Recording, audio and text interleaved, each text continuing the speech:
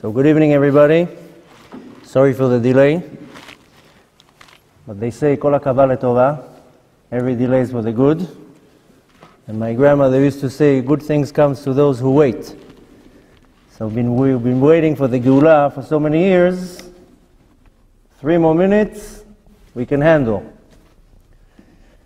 So my name is Alon Anava, and today we're going to talk about the most important topic that we need to know and concentrate about, is the fact that Moshiach is coming any second. And I know many people say, we've been hearing about it for so many years, why should it come now? Thousands of years we've been hearing that Moshiach is coming, Moshiach is coming. Now he's going to come? Why? Why should he come now? So tonight, I'm going to try to cover a few topics. The first topic is sources that prove to us that Moshiach has to come now. Now, in the last half a year, I did a very, very long research, and I got to about 300 pages of sources from Torah, from Tanakh, from the Zohar, from Midrashim, from the Gemarot, from Mekubalim, 300 pages of sources that all shows that the Geula has to come now. I'm not going to share with you all these 300 pages. I'm only going to share a few of them because it's not so important. But the most important thing to understand is that the Geula is happening now. The Geula, I mean the redemption, the coming of Moshiach. Once we understand that we're right in the doorstep of the Geula, that Moshiach is coming any minute, then the next step is, how am I getting ready? Because nobody wants to be caught that Moshiach came and you're 1 minute too late. So this is the most important thing. Now, since the topic is so long, I'm going to try to condense it as much as possible. I don't know how long the lecture is going to be, but I'm going to try to make it not too long. Be'ezrat Hashem, after the lecture, I'm going to give time for questions and answers, and then you can ask me whatever you want. Please don't stop me for questions as I go. It's very confusing, and some people don't want to hear your questions and your interrogations. Then I'm going to leave later time for questions and answers. You can ask me whatever you want. So for 5,000 years, we've been hearing constantly that Moshiach is coming. Since the destruction of the second temple, we've already been hearing that Moshiach has to come. And then, the biggest question that everybody's asking is, like I said before, we heard about it so many times, why does it have to come now? The reality is that we've been waiting for Moshiach not only 2,000 years from the destruction of the Beit HaMikdash. From the day the world was created, we already was talking about the coming of Moshiach. Right when the world was created, open Sefer Bereshit, and it says, "Veruach Elokim merachefet al pnei hamayim." Rashi says this is talking about Rucho shel Mashiach, the spirit of Mashiach. And there's many places in the Torah that it's already hinting about the time of Mashiach. Now, a lot of people say, okay, how do we know when Moshiach is coming? Because if we would have a date, maybe it will be easier to prepare. The truth is that the sages that knew when the Geula is coming, and the Mekubalim and the prophets and anyone who knew when the redemption is happening, they chose not to tell us when it's happening. And there's a reason for that. The first time that we see that somebody knew when the Geula is going to come is with our father Yaakov. And when he came to rebuke the tribes, if you remember, he came to rebuke the tribes, and it says, "V'ratza legalot et haketz." He wanted to tell them the date when Mashiach is coming. And then it says, "V'miyad nistalka da'ato." And right on this moment, he forgot. Now, come on. Yaakov Avinu forgot. The greatest of the 3 fathers, he forgot. This is not the type of person that forgets. He just made a quick calculation. What's going to happen if I tell them when Moshiach is coming? So he came to 2 conclusions. The first one will be that they will fall into despair right on the spot. Can you imagine? He's telling them Mashiach is coming in 4,000 years. Right on the spot, they're going to fall into despair and say, we give up. We don't want to wait so long. And the second conclusion he came to is that he said, if I'm going to tell them the Geulah is coming in 4,000 years, you know what they're going to tell me? Okay, so let's go and party. And in 3,999 years, we'll do tshuva right when it comes. So he decided not to tell them. Not that he forgot, he just decided it's okay, I'm not going to tell them. And there are many occasions that there are sages or prophets that knew exactly when the Geulah is coming, and for the same reason they decided not to say it. And we know, the Gemara teaches us that the Geulah can come in two times. The first time that it can come, Beita, in its time. There's a date decided, and this is the day it's going to come. And then there's another option, that it's going to come, what's called Ve'achishena. I'll bring it faster. Which means that if we, as the Jews, get our act together, we can bring the Geulah faster. These are the two options what it can come. There's also two options that the Geulah is going to come, what's called Bechesed Ve'Barachamim. It's going to come in a very merciful way. And Chas v'Shalom, it can also come, I don't want to even say how it's going to come. In the book of Daniel, it says that if the generation has the merits, im zachu, then Mashiach is going to come, what's called on Ananei Shmaya, on clouds of glory. We're going to be taken on clouds, first class, from here to Eretz Israel. The Gaon Chida says, the Ben Ish Chai says, this is kepshuto, meaning that they're really going to be crowds. But for this to happen, to go first class on the clouds, the entire generation has to have this merit. This is only im zachu. If we have enough merits, that's how the redemption is going to come. This is what it says in the book of Daniel. But in the book of Zechariah, it says, im lo zachu. If we don't have the merit, Mashiach is going to come poor, ani verochev al chamor, poor and riding on a donkey. Now, not that it's going to come on a donkey, rather ani means poor, that we're going to be poor. It's going to come what's called be'aniyut. We're going to be lacking anything, which we see that it's actually happening now, this poverty. Verochev al chamor, riding on the donkey, chamor comes from the word chomer. Not chamor as a donkey, rather we're going to be slaves to materialism, which we see that that's what's happening now. We're all slaves to this materialistic world. So these are the two options how the Geulah can come.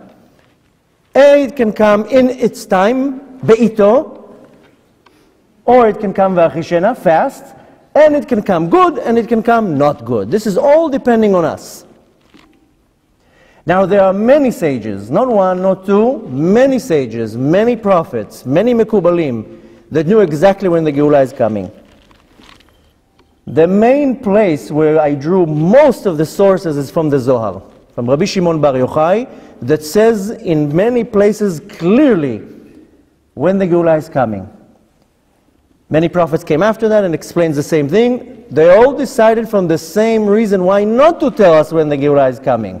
Because if somebody would tell us 200 years ago, not 2,000 years ago, 200 years ago, that we have to wait another 200 years, how are we going to deal with it? How we as a nation would survive the Holocaust, the wars, what happened in Russia 100 years ago, how we would survive it. So, I want to do in a very short way, touch a few of the sources how we really know that Moshiach has to come right now. Now, first of all, we know that the world was created for 7,000 years. It says in the book of Yeshaya, chapter 2, verse 11, that the world was created for 7,000 years. Now, first of all, it says in the pasuk, Shit alfei shnei have alma vechad charuv. 6,000 years the world is going to be in one state, and then 1,000 years is going to be in a state of destruction. This is what it means. This is going to compare to the 6 days of creation. The first 6,000 years go to the 6 days of creation, and the last millennium, the last 1,000 year, corresponds to the day of Shabbat. This is what it says in the book of Yeshaya. So we know that the world is created for 7,000 years, and we're right now in the year 5,776. Now, it says in the book of Tehillim, in Perek Tzadik, in the chapter 90, verse 4, Ke'elef shanim be'enecha keyom etmol, that 1,000 years of us is one day for the Kadosh Baruch Hu. So if this is the case, so our 7,000 years is 7 days for the Kadosh Baruch Hu. Now there's a place in the Zohar, there's two places in the Zohar, in Parashat Vayikra and Parashat Ve'etchanan, that it says that when it's time for the Kadosh Baruch Hu, for Hashem, to pray Mincha of Erev Shabbat, that's the time when the Geulah is ready to happen. So all we need to do is calculate when is time for Mincha. Very simple, in Erev Shabbat. So if we go for the fact that every 1,000 years of the Kadosh Baruch Hu, of us, is one day of the Kadosh Baruch Hu, so the first 5,000 years correspond to the first 5 days. Now we know that the day in our calendar starts at night. It doesn't start in the day. Vayi erev, vayi boker. That's how we start the night. Now the sun goes down, that's when we start counting the day. So for the first 5,000 years, that corresponds from day Sunday till Thursday evening, when the sun goes down. So now we have to calculate from the sundown till the time for Mincha. Now how do we calculate that? From Tzet HaKochavim, when sun goes down, till the morning, till Alot HaShachar, is 12 hours. Exactly half a day. And we know that Mincha Gedolah is 6.5 hours from Alot HaShachar. So we have to calculate 18.5 hours. You do a very simple calculation. You take 1,000, which corresponds to the 1,000 years, divide that into 24 hours a day, times that 18.5 hours from sundown to the time of Mincha Gedolah, and that's going to give us the exact time when it's time for Mincha on Erev Shabbat. Now don't pull out your calculations, your calculators. 1,000 divided in 24 times 18.5, 770. That's the number. Now take the 5,000 plus 770, so you get 5,770. Taf Shin Ein. This was 6 years ago. This is the time, the year, that it's time for Kadosh Baruch Hu to put on his Erev Shabbat clothes, put the chunt on the blech, and go to pray Mincha. Now in our generation it doesn't work like that. You pray Mincha a minute before Shabbat, but the right way to pray Mincha Gedolah in Erev Shabbat, that's the time, midday, 6.5 hours from Alot HaShachar. Which means if we go by the source in the Zohar that the Geulah can start happening when it's time for Mincha Gedolah, it's Taf Shin Ein, 5,770. That happened 6 years ago. It means just 6 years ago was the time that the Geulah can start happening. Now you have to understand that the redemption, the Geulah, is not a 1 second thing. It's a very long process. The Zohar says that it's a 72-year process. The Zohar says in Parashat Vayera that the process is going to be 72 years. 72 years corresponding to the name of Hashem, of the name what's called Ayin Bet. Hashem has 4 names that if you take the name Yud Kei Vav Kei and you break it to the Gematria, but with what's called Milui Otiyot, so there are 4 types of name. One of the names is the name called Ayin Bet, 72. This goes 70 years of what's called Chevlei Mashiach, and then 2 years of the time of Biat Mashiach, corresponding to the 70 screams, so to say, that a woman does when she's in labor. That's why it's called Chevlei Mashiach, like a woman that's going into labor. The time of the redemption is like a process of labor. And the Zohar says that it's going to take 72 years. And the Zohar did a very easy calculation. The Zohar says in Parashat Vayera, in the page 58, that the Geulah, the time of the Chevlei Mashiach is going to start, that the Malchut, the Shechina, is going to put its head between the Netzach and the Hod. That's what it says. Now we know that we have 10 Sfirot, 10 Sfirot. If you count the Sfirot from the top, from Keter all the way down, the Netzach and Hod is the 7th one. Take 1,000 years, we're constantly counting everything with 1,000 years. If you calculate it by the years that the Malchut, that the Shechina is putting its head between its knees, that's how it says in the Zohar, like a person that cries, puts his head in between the knees.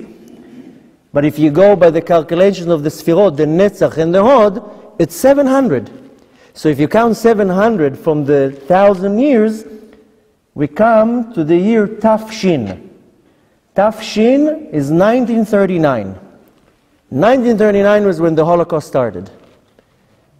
And the Zohar says that in Tafshin, will start Chevlei Mashiach. The suffering will start. And sure enough, in 1939, the suffering started. So the process of the Geulah is a very long process. It's 72 years of what's called Chevlei Mashiach, of suffering. Then, after the 72 years, we're ready to start the coming of Mashiach. It's a process. Now there's a very interesting prophecy by a prophet called Zerubbabel.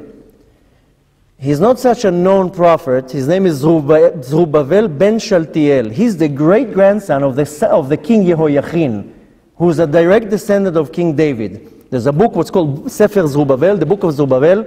He's mentioned in 4 books, in Haggai, in Ezra, in Divrei Hayamim, and Zechariah. He's mentioned 4 times. In his book, there's a prophecy that he says that for 40 years, we're going to have possession of Yerushalayim. After the 40 years that we have possession of Yerushalayim, there's going to be 5 years of a period of Mashiach ben Yosef, and then Mashiach ben Yosef is going to die, and then the birth of Mashiach ben David is going to start. Now, in history, when did we start having possession of Yerushalayim? After the 6-Day War in 1967. For 2,000 years, we didn't know, nobody had possession, not on Israel or Yerushalayim. In 1967, we started having possession of Yerushalayim. So take 40 years that he's talking about, from 1967, that's 2007. Add the 5 years that he's talking about the period of Mashiach ben Yosef, that's 2012. So according to his prophecy, at 2012, it's time for the birth of Mashiach ben David. 2012 is the year Tafshin Ayin Bet. There are numerous places in the Torah, and all the Mekubalim calculated that the Geulah has to come at Tafshin Ayin Bet. I didn't mean necessarily that Mashiach is coming at Tafshin Ayin Bet. Tafshin Ayin Bet is 2012. That the Geulah is going to start. And this is the time that this prophecy from Zerubbabel, after the 40 years and the 5 years, that's the time when Mashiach ben Yosef is going to die, and then we're starting the period when Mashiach ben David is going to be born. Amazingly, now please don't take my words out of context, amazingly, at 2012, one of the greatest leaders of our generation, whose name was Yosef, passed away. Maran Ovadia Yosef, that's when he died, 2012. And it says, there's a prophecy in the book of Zechariah, chapter 12, verse 12, that when Mashiach ben Yosef is going to die, there's going to be a massive evel, a mourning. There's a place in the Gemara in Masechet Sukkah, page 52, that it's talking about that when Mashiach ben Yosef is going to die, the entire nation will mourn. I don't know if you noticed, remember, but when Maran Ovadia Yosef died, 800,000 people came to the funeral. They closed Yerushalayim.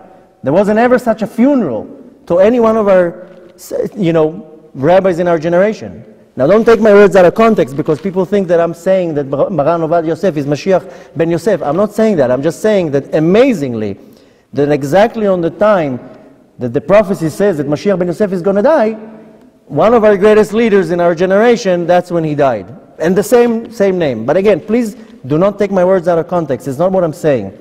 I'm just saying, amazingly, I don't like saying the word coincidence, because there's no such a thing, but that's what happened. Now, there are many different prophecies that show us how we're so close. Now, there's an amazing prophecy by the Gaon from Vilna. And he says that when the Russians are going to cross what's called Meitzarei Bosorov, I think it's called sea strait. Sea strait is when two continents are very close and there's a very narrow path. The Gaon from Vilna said that when the Russians are going to cross over the Bosorov, you should put your Shabbos clothes on because Mashiach is coming. And you know when that happened? It happened half a year ago, that the entire Russian Navy crossed this sea split of the next between Turkey and I think it's Ukraine. There's that same exact prophecy by another two tzaddikim. Three tzaddikim said the exact same prophecy. The Gaon from Vilna, Rabbi Israel from Bruzhin, and the holy Jew from Psicha. They all said the same thing, that when the Russian army with their vessels and their ships are crossing these sea strait, There's also a prophecy by the Baal Shem Tov that says the exact same thing, that when the Russians are going to start a confrontation with the Turks, and they're going to cross the same place, then you can start getting ready because the Geulah is about to come. Now, mainly the sources that I drew out are from the book of the Zohar.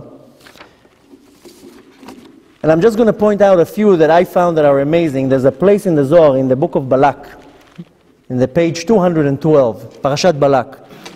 And the Zohar is saying that right before the process of the Geulah is going to start, in one of the major cities of the nation of Romi, which is Edom, which is the United States, at the end of Elul, that's what it's saying, at the end of Elul, in one day, 3 towers are going to crash and fall down, which I don't know if you remember, but September 11 was Chaf Gimel Elul, the end of Elul. And in one of the major cities of the kingdom of Romi, which is the United States, 3 towers fell down. Now a lot of people say, no, only 2 fell. Just look in history. The third building, building 7, fell the same day from the impact of the 2 towers falling. Another building fell, building 7. It's a building with 41 floors. This is a tower, it's not a little building. 3 buildings fell at the end of Elul, exactly how it says in the Zohar. And on the same day, that's what the Zohar says, that the Ma'oz Heichal Uzo, the chamber of its might, is going to get damaged. The same day, the Pentagon got damaged. This is the chamber of the might of the country. So this is one of the first places that I found in the Zohar that it's talking about that right before the Geulah is ready to start moving, that's what's going to happen. And the result from that is going to be, will rise a king that will start wars all over the world, and he's going to go to the other side of the world. It's giving an exact description what happened with President Bush. It took an entire army across to the other side of the world. It's talking about that it's going to bring fire out of a cave. We know that at the time Bin Laden was hiding in caves. So the Zohar was very particular in the Parashat Balak, talking about the falling of the 3 towers. Later it's talking on in the book of Vayera. In Parashat Vayera in the Zohar, that's where it comes with a lot of prophecies at the time, what's called Acharit HaYamim. It's talking about how, mamash, at the time of Acharit HaYamim, the sons of Ishmael, the Arabs, are going to make havoc all over the world. And they're going to cause not only problems and wars, they're going to cause the entire world to hate us. And we see that, sure enough, exactly that's what's happening in our time. Now, the Chafetz Chaim has a book, it's called Sefer Eliyahu, Lev Eliyahu, that it's talking about a prophecy that he's actually taking a few sources from the Zohar, but in this book, he's talking about one prophecy, and he's talking about the Holocaust, World War II. And he says that this war is going to be 5 years, and the result of the war is going to be destruction and unbelievable pain and unbelievable what's going to happen in this war. But 10 sabbatical years after this war, the nations of the Jews are going to have to go through 10 sabbatical years, and after these 10 sabbatical years, it's going to be the time for the redemption to start. And sure enough, the war was 5 years, and the destruction was not normal. And we counted from that war 10 sabbatical years, and now, half a year ago, we finished the 10th one. Half a year ago in Tishrei, we finished Shnat Shemitah, the sabbatical year, the 10th one. There's a prophecy from the Arizal that he says the same thing. En ben David ba ela b'motzei Shvi'it. That at the time of the 10th, the end of the 10th sabbatical year, that's when the time when Moshiach is going to come. Now there's another prophecy in the Zohar, in the book of Vayera, page 32, that it's talking about that there's going to be 3 wars. 3 major wars, and the Zohar is calling those wars Gog uMagog. There's another place that it's talking about that the first 2 of these wars, they're not going to be close to Yerushalayim, they're going to be far away from Yerushalayim. This is in the book of Yechezkel. But the 3rd war is going to be very close to Yerushalayim. Amazingly, comes the Chafetz Chaim and he says, when World War I started, the Chafetz Chaim then said, this is the first Gog uMagog. And he says, in 25 years, the second Gog uMagog is going to start, and it's going to make the first Gog uMagog look like a joke. And sure enough, exactly 25 years later, started World War II, that made it the first war, Bemet, look like a joke. And then he says that 72 years later, we'll start the 3rd Gog uMagog, which is going to make the second one and the 3rd one look even more of a joke. And sure enough, if you take the 72 years, we have 2 options. The first option is if you calculate it from 1939, which is the beginning, then you come to 2011, sorry. But if you go from the end, from 1945, and you add 72 years, it's 2017.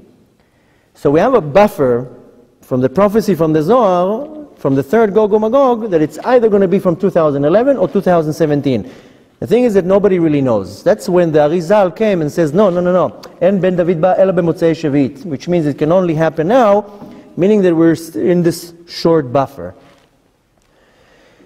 Now, the thing is that many people talking about this war, this Gog uMagog, and we're going to talk a little bit about this Gog uMagog because this is the most important thing to understand and to know.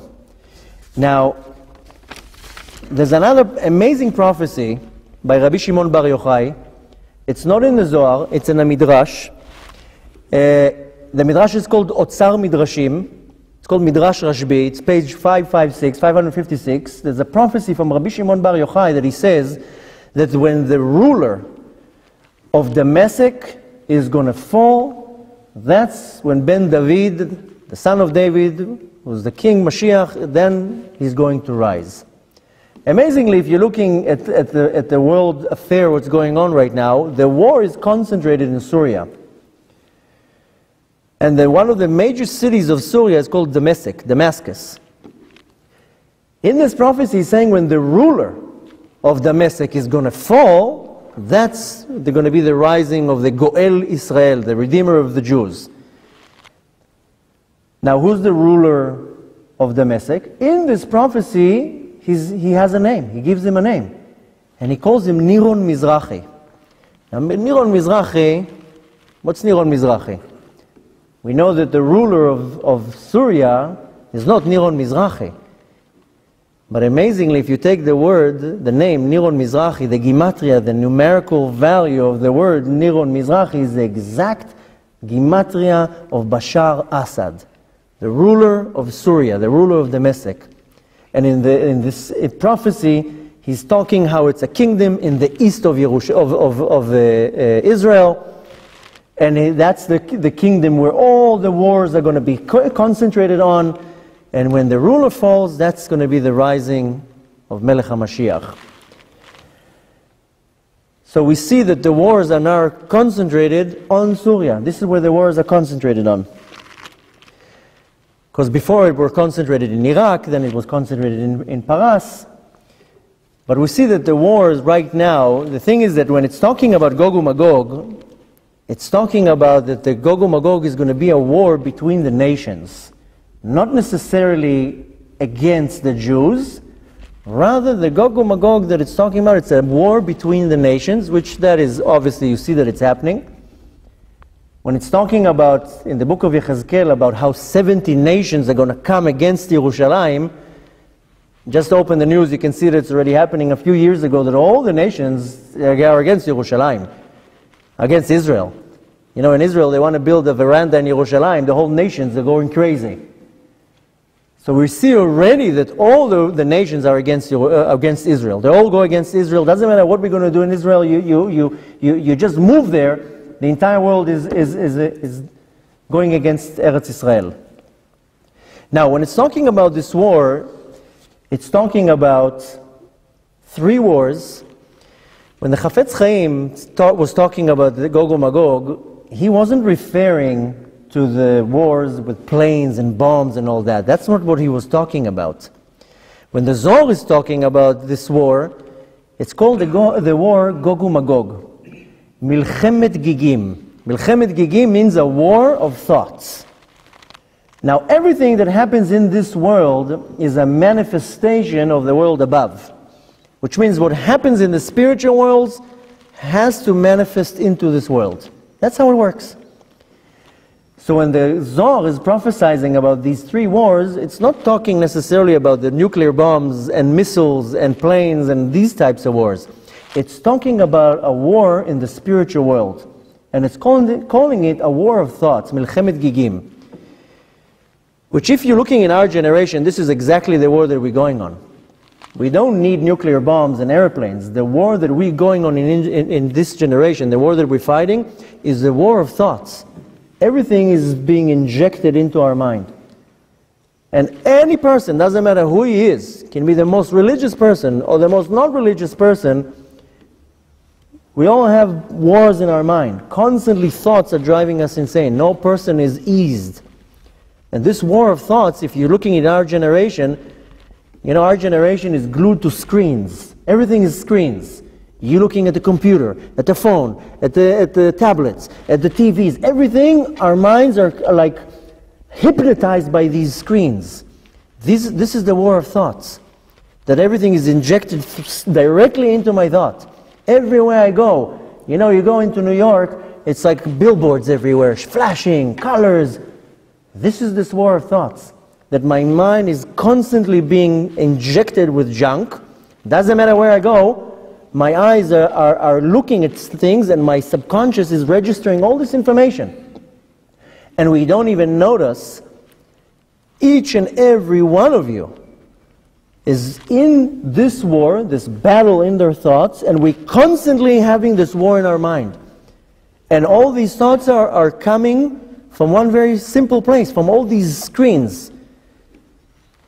You know, when our Gedolim, when our great rabbis of our generation are telling us how all this is junk, the internet and the phones and all this, they're not saying it's for no reason.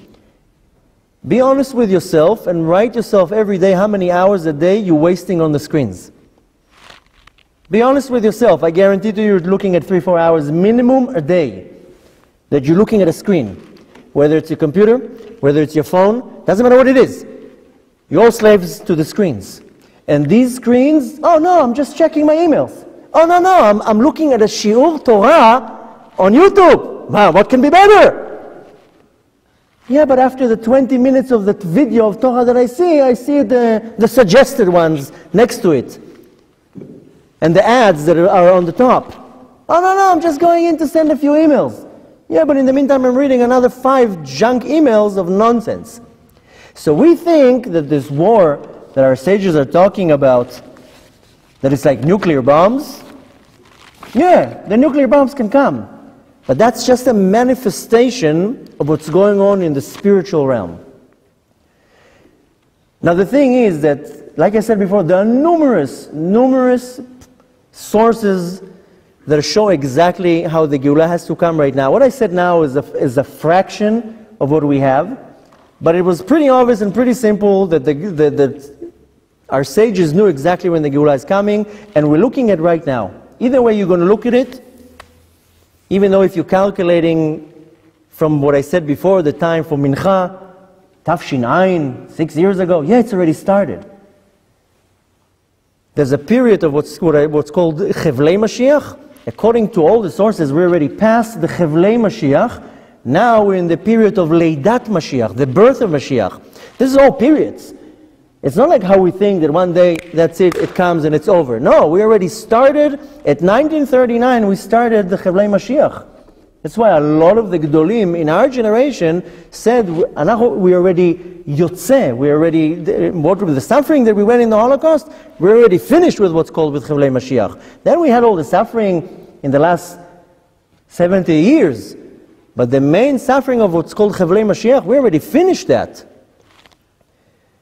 Amazingly, you see that every time before a Geulah comes, a redemption comes an exile.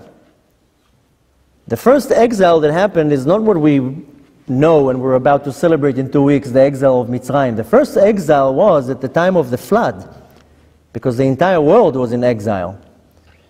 But every time there is about to be a redemption, a Geulah, first of it, before that comes an exile. The main one that we know is the exile of Mitzrayim, Galut Mitzrayim. Amazingly, if you look after the exile, came not only the redemption, rather came the giving of the Torah. Our Chachamim teach us that they had to go through the suffering of the exile of Mitzrayim in order to be cleansed and prepared for the Ma'amad Har Sinai, for the receiving of the Torah. So they had to go through 210 years of severe suffering in order to be worthy to stand in front of the mountain and see godly revelation, that we cannot understand what they see there. We do not understand what it means, Ma'amad Har Sinai. Well, okay, we think it was a show, there was a mountains and some special effects, and it wasn't like that. God came down on the mountains and millions of people saw it. They heard God's voice. We don't understand, we cannot relate what it means Ma'amad Har Sinai, this godly revelation. And in order for them to be worthy to stand in front of this Gilui Elokut, this godly revelation, they had to go through 2010 years of suffering. That's how it works. So can you imagine what type of godly revelation we are about to see? After 2,000 years of suffering? You can't even compare what we are about to see. That's why we're going through so much suffering. But now comes the biggest problem. Who's going to see it? You know what a zchut you need? You know what a merit you need to see the redemption happening? To see this guy coming like it came 3,000 years ago. Just imagine the picture. Go back in time 3,300 years ago. You see a bunch of people carrying bricks. Wasn't really like that. And then comes this old man with a long beard, and he says, I'm the Redeemer. They're all like, no, come on. No, seriously, I'm the guy. Oh, no, leave us alone. We have enough headaches. Have to worry about this slavery work right now. Leave me alone. Nobody wanted to believe him. He had to perform miracles, and even then they still didn't want to believe him. Nothing changed. It's exactly the same. Nothing changed. And I'm going to talk about it in a second, because this is the point to take from this lecture. The proofs that Mashiach is coming right now, I told you, I have 300 pages of sources. What I gave you now, I think is enough for you to understand that the Geulah has to come right now. If you're not convinced, then look at the rerun, look at the tape, because this is enough information to tell you, yes, the Mashiach has to come right now. Now what? So first of all, we know that we're in the midst of this war that is called Gog and Magog. We have two options right now. We have the option of letting it come naturally. I'm talking about the redemption. That's how we want it to happen. Because if it's not going to come naturally, it's going to come the other way. And the Kadosh Baruch Hu, Hashem already prepared everything that however He wants it to happen, it's going to happen. If we have the zchut and the Geulah is going to come nice, then Hashem says, no problem, just do tshuva, everything will be good. The Geulah is going to come be'esech hadat. We're not going to even notice, you get the tweet, He's here. You're going to get a ding ding from WhatsApp, He's here, pack your bags. Unfortunately, we don't know where we're holding right now, but looking at the situation of our nation, that's not such a feasible option. We don't want it to manifest into this world that the Geulah is going to come in the not nice way. Hashem already prepared everything. He prepared a star hovering over this world that they're saying is going to tear this whole world apart. You heard of it?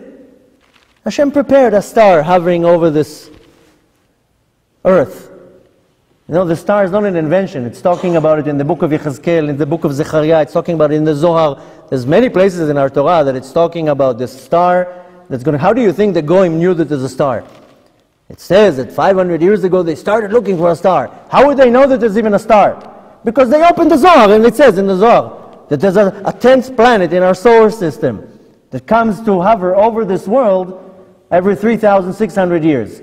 So they took our scripts and they figured it out and they started looking for it, and they found it 50 years ago. So if Hashem wants to bring the Geulah with a star, He's going to bring it with a star. If Chas v'Shalom the Geulah is going to come not nice, He already prepared somebody in Iran that is crazy enough, and he just needs to press a button. That's it. All it takes is the first cuckoo to press the button, and half of this world is going to be destroyed. They say that there are about 200,000 nuclear missiles around the world just ready, just press the button. So if Chas v'Shalom, that's how it's going to come, Hashem already prepared that. Hashem prepared all the options. It's in our hands which ticket we're pulling out. Now the thing is that we are right now in this war of Gog and Magog. Don't look for the nuclear bombs. Just pray 50 times a day that it's not going to be with the bombs. But we're already in the war. We are in the war of Gog and Magog. What the Zohar is saying, Milchemet Gigim. Milchemet Gigim is a war of thoughts. Don't look at me how you're looking at me. Each and every one of you are in this war. Now, 3,300 years ago, when they were stuck in Mitzrayim, go back to the time machine that I told you, don't think that they were carrying bricks like this. That's not what was going on in Mitzrayim. People think that they were like building the pyramids. We didn't build the pyramids. There's nothing to do with us, the pyramids. They built it themselves. They built it with kochot kishufim bechlal. If you're thinking about it, how would they build such things? Yeah, they had sorcery, and they built the pyramids. We built Pitom and Ramses. It's a total different place. The thing is that the same way how it was 3,300 years ago, that's how it is right now. And 3,300 years ago, they were stuck in Mitzrayim. Mitzrayim is not the name of the country, Egypt. Mitzrayim comes from the word Meitzarim, Meitzar, a limitation. And they were stuck in 49 gates of impurity. They were stuck in New York, basically. It's the same thing. Nothing changed. Again, go in the time machine. They weren't like how you're thinking, how you're looking at the pictures in the Haggadah, that they were whipping them. That's not how it was. They were in a land, and there were slaves to physicality. Avodah kasha bechomer velvenim. Yeah, they were stuck in hard work. Each and every one of you is stuck in hard work to make money. We're all slaves to making money. We're also in the same exile. Avodah kasha, hard work. And chomer is the physicality. We're slaves to the physicality. I want a nicer phone, and a nicer car, and a nicer this, and a nicer that. I'm a slave to the physicality. So nothing changed. Now our sages teach us that no slave was able to run away from Egypt. How? How did they do it? They didn't have fences. They didn't have surveillance systems. They didn't have anything what we have now. Egypt was not surrounded with walls. How did the slaves did not leave Mitzrayim? That's what our sages teach us, that not even one slave was able to run away. You know how they made it happen? In Mitzrayim at the time, in Egypt, they had a lot of kochot tumah, a lot of powers of impurity. They had a lot of idols. Paro was a mechashef, he was a sorcerer. He was able to control things with witchcraft. They had guard dogs.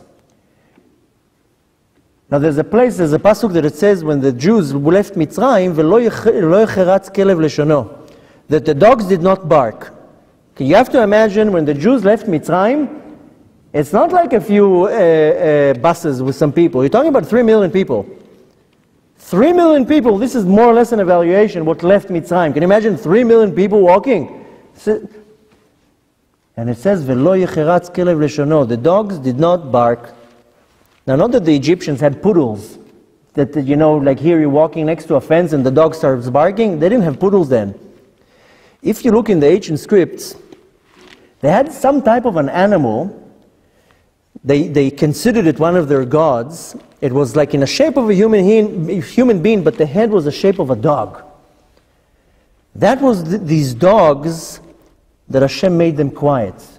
And that's how a slave was not able to run out of Mitzrayim, because every time a slave would run out, these dogs, these idols would scream, hey, hey, hey, he's running, and then they would catch him. Amazingly, it wasn't really like that. This was in the physical explanation, then these dogs would rat out, they would snitch. What these dogs used to do, that when a slave would come to the border, they would convince the slave to go back. Why? Why are you running? Everything is good back home. Where are you going to run now? You're going to run to the desert? What are you going to eat there? Your family is back home. Your business is back home. Go back. There's nothing for you to do. There's no other better place for you. Go back to your limitation, to your Mitzrayim. They would convince the person in their mind to go back. That's how they made sure that the Jews did not leave Mitzrayim. Reverse psychology. Now when the Jews left Mitzrayim, that's when Hashem made these dogs quiet, not because they were barking. They couldn't convince the Jews to go back. So that's why they were able to leave Mitzrayim successfully. And the second they were in the desert, how many times it says in the Torah that they were complaining to Moshe Rabbeinu, why did you bring us to the desert? Isn't there enough graves in Mitzrayim? You came to bury us in the desert. All the time they are complaining in the desert. We want meat, we want this, we want that, the water is not good. The whole entire time they were complaining, because they were still in this state of exile. And in order to leave Mitzrayim, to leave their limitations, Hashem had to quiet those dogs, so they wouldn't be bothering them in their mind. It says, "Kemei tzetecha me'eretz Mitzrayim arenu niflaot." The time when they left Mitzrayim, there would be wonders. Shlomo HaMelech says, "Ma she'aya hu she'yeh." What was will be the same. We are right now in Mitzrayim. We are now in the state of limitation, in exile, and the exact same power of impurity, this klipa that controlled the slave 3,300 years ago, is controlling us now. 100%. What are you going to do here? Oh no, I'm comfortable here. You know, every person, I, Baruch Hashem, had the zchut to do aliyah, to go back to Eretz Israel half a year ago. And every person that I come here often to give lectures, and every time that I come, I tell people, I tell them about Israel. Oh, Israel is the best. It's the best place ever. Oh, I wish I could live there. So why don't you go there? Oh, no, you know, the business is here. The house is here. When the kids are going to finish college in 17 years, I'm going to go. Milchemet Gigim, the war of thoughts. This klipa, you want to move out of this Mitzrayim? Relax, what's bad here? Here, I'll give you a new car. I'll give you a little raise in your job. A new phone, here, you want a new phone? Here, I'll give you a new phone. Every time you want to move out of your limitations, this klipa, this power of impurity numbs you, puts you down to sleep. It's okay, everything's fine. Open your eyes, nothing is fine. It looks like the world is about to go into the toilet. Excuse my language. Any person just opens up their eyes, sees that the world, I don't know how the world would forget. Let's for 1 second take Moshiach out of the picture and take the Torah out of the picture. For 1 second. I don't give this world more than a year to survive. The reality is that we are in Mitzrayim, we are in exile. Our sages say, "Bechol dor v'dor chayav adam lirot et atzmo kehilu yatsa miMitzrayim." Every generation, a person has to see himself like as if he went out of Mitzrayim. Again, Mitzrayim is not a country. Mitzrayim is not Egypt. Mitzrayim is a state of mind of a limitation. Anything that limits me, I'm in the state of Mitzrayim. And we're all limited. We're constantly limited by all sorts of things. And the limitation in our generation, the war that we are going on in our generation, is the war of thoughts. This is our Mitzrayim. And every time that I want to come out of my comfort zone, I get pulled in. You know the klipa in Mitzrayim that controlled them? The klipa, the name of the klipa, the spirit, this power of impurity, was called Kelev. That's why it says, "V'lo yecharatz kelev leshono." The Kelev. Kelev is not a dog. Kelev is kulo lev, just heart, just midot. I want. You know, you ever saw a dog? Dog only wants. A dog is all heart. You do whatever you want to him. You'll beat him up. You'll throw him out the window. He will love you unconditionally. He'll come and lick your feet. Why? He constantly wants your attention. He's going to pull your attention. You know, some people are cat lovers, some people are dog lovers. The cat lovers, you know, the cat, you can come in from a vacation after a whole month, the cat is just going to look at you like. A dog, you go out of the home for 2 hours, you come back, he jumps over you, he licks you. Why? He wants your attention. He wants to take you away from your reality. That's this dog, this klipa. So this kelev, this klipa that was in Mitzrayim was kulo lev, just heart. Just give me, give me. This is the klipa in our generation. Give me, I just want more. Give me more. I want a bigger house, a newer car, a nicer phone. It's only 5 inches, I need 6 inches. So the same klipa that they had then in Mitzrayim, this is the klipa that is now controlling us now. Now amazingly, history always repeats itself. And everything that happened in our history did not happen by chance. Everything is precise and exact. 2 weeks ago, we celebrated the holiday of Purim. It's not a coincidence that Purim is exactly 30 days before Pesach. Purim happened 67 years after the destruction of the second temple. The first temple. When the first temple was destroyed, there was a prophecy that they're going to be leaving for 70 years and then coming back. 67 years later happened the whole story with Purim. 3 years later, they went back to Yerushalayim. I hope you remember that the Megillah is fresh in your mind, because I really do not want to start repeating everything, but in the Megillah we have a few stars. We have a Mordechai, the tzaddik of the generation. We have an Esther. And then we have the biggest star, the evil Haman. Haman is a direct descendant of Amalek.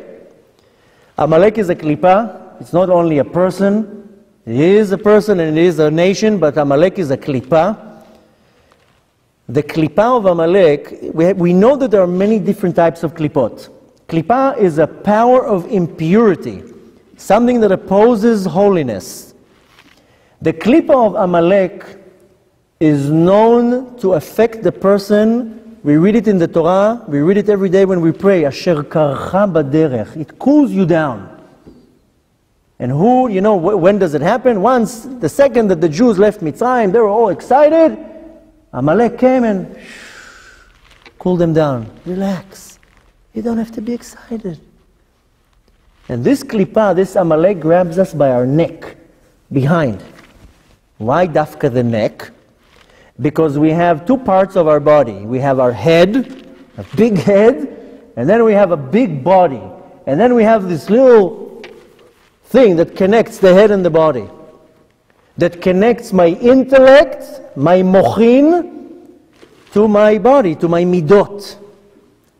So what's going on here? It's one thing. It's my intellect, my mochin. What's going on here? My midot, my attributes, that's a different thing. And then I have to bridge between here to here. Comes Amalek and he grabs me by the neck, where it's limit, and he squeezes it. He doesn't want what's here to go down here. So I can understand something in my mind. I understand it. But to actually bring it into action, it happens. Doesn't happen. I know in my mind I'm not allowed to desecrate Shabbat. I don't have to convince you. You all know you're not allowed to desecrate Shabbat. But to actually do it, that's a total different thing. I know in my mind I'm not allowed to gossip, to say lashon hara. I know I'm not allowed to lie. I know I'm not allowed to cheat. But to bring it into action, I have this neck that's stopping my mochin, my intellect, from going down into my midot, to my heart, to actually doing it. Why? Because I have this klipa holding my neck. Now it's not only in the physical, in the spiritual world that I'm talking about mitzvot and sins. Even in the physical world, what's here doesn't always come down here. And the simplest example, ask any person who smokes cigarettes and he will tell you, I know it's bad for your health. I know cigarettes cause cancer, and I know cigarettes can kill you. But why do you smoke? I'm addicted. So what's here doesn't come down here. Because if here you understand that it can kill you, why don't you take a gun and shoot yourself? It's the exact same thing. Just this is a slower process. So what's in our mind doesn't always go into our body. We understand many, many things. This Amalek grabs me by my neck and he doesn't let what's in my mind go down into my heart. And this is this klipa. This is Haman. Now if you go back to the Megillah that we read 2 weeks ago, it starts by saying that there's a nation that is scattered all over the world. Am echad, one nation, mefuzar ben kol ha'amim. So now we are scattered. Now we're not only scattered physically, mainly we are scattered emotionally, spiritually. We hate each other. Everybody hates each other. This is why this second temple was destroyed, from sinat chinam, from hating another Jew. When the Megillah is talking about one nation that is scattered, mefuzar, vemeforad, and separated, is exactly what that's what we are. We're not united. If we would be united, Moshiach would be here on the spot. Now Haman wanted to kill us. Now when you think of it, how was he planning on doing it? And I said before that Haman is a klipa. Yeah, it manifests into a human being, but it's coming from a source of impurity. And we know that every generation there's a Haman. Every generation there's a Haman that comes to destroy us. He's a descendant of Amalek. That's why he was created, to come and destroy us. Sometimes we're lucky and it doesn't manifest into a body. But in most cases, in every generation, there's a physical Haman. 70 years ago, Hitler was a Haman. He came to destroy us. There's actually ways to track how he's a descendant of Haman. But he was Mizera Amalek, and he came to destroy us. 2 weeks from now, we're going to read in the Haggadah of Pesach, V'chol dor v'dor, kamim alenu lechalotenu. Every generation, somebody comes and wants to destroy us. We have a Haman right now in Iran. He's also saying that he wants to destroy us.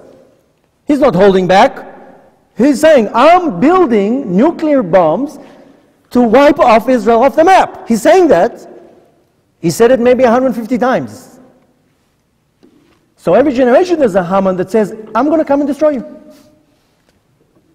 It's only the question if Hashem gives him permission or not. He's a puppet. He's waiting there, he's waiting to do his job. It's our control. So every generation there's a Haman. Now how did Haman wanted to kill the Jews 2,000 years ago?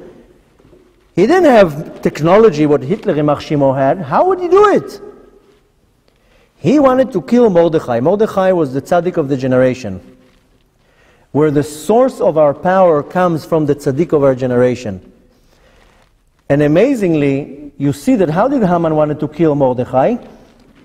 He wanted to hang him on a pole that is 50 amah high. You know what's 50 amah? That's like a 17-story building. Why can't you just hang him on a little pole? Why do you need 50 amah? So Haman was very, very smart. He knew he cannot kill millions of people. He didn't have armies. He didn't have concentration camps or trains. How would he kill them? How would he kill the entire nation? He says, I'm going to go from the back door. I'm going to kill their leader. Now, I'm not going to kill him physically. I'm going to take him to the 50th gate of impurity. He knew that in Mitzrayim, that in Egypt, we were sunk into 49 gates of impurity. That we know that if they would stay one more day and fall into the 50th gate of impurity, they can't leave Mitzrayim anymore. They're gone. Haman said, I'm going to take the leader of the generation and I'm going to hang him on the 50th gate of impurity.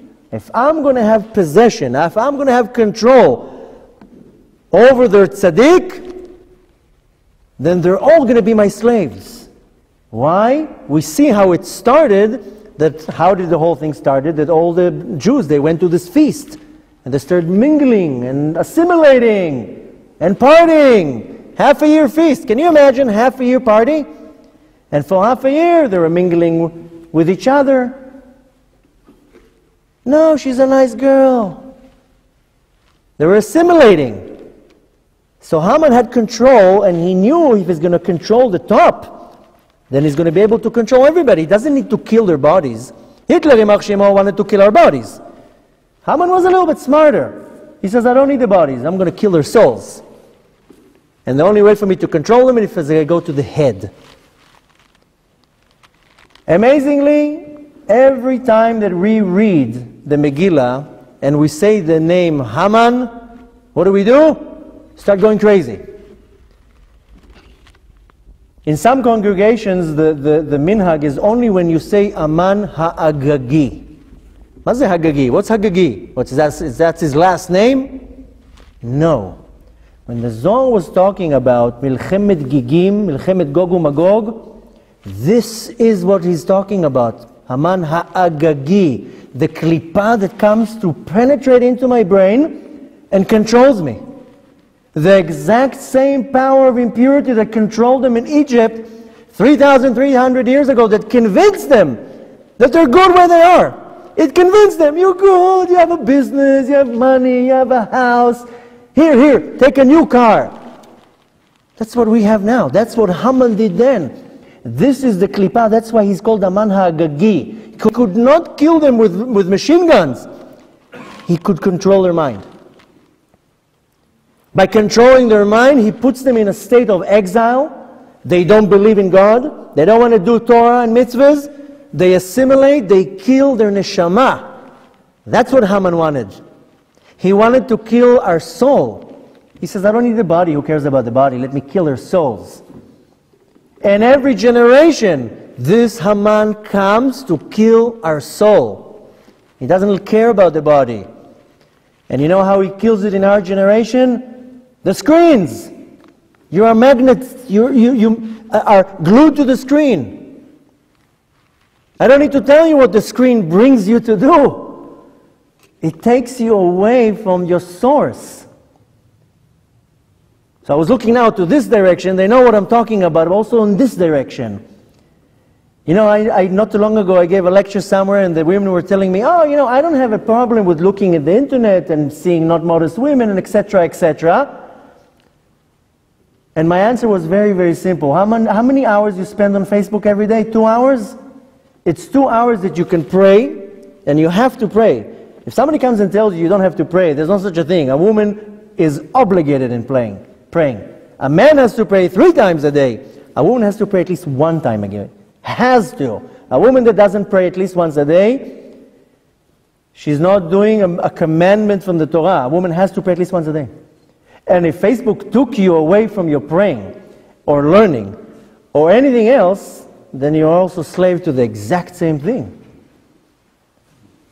Now, it's not only the internet, it's anything that we are slave to. You know, if you're looking back, go back to the time machine, in Mitzrayim, in Egypt, they weren't necessarily carrying the bricks. They were just slaves to the materialistic, to the materialism.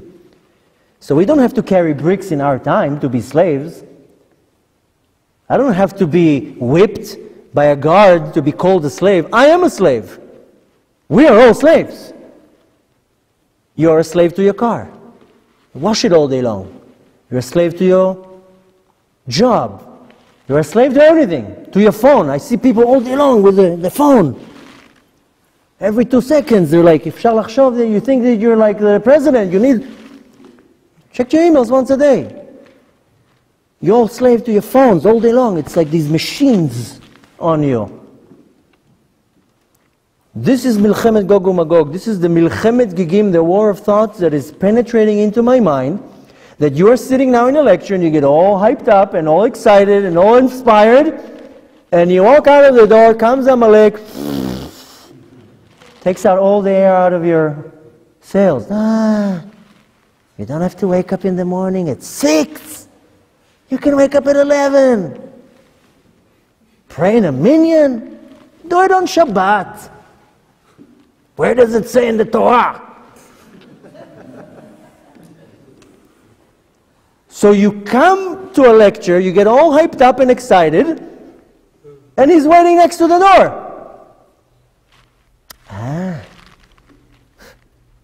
You really believe in it? It's nonsense.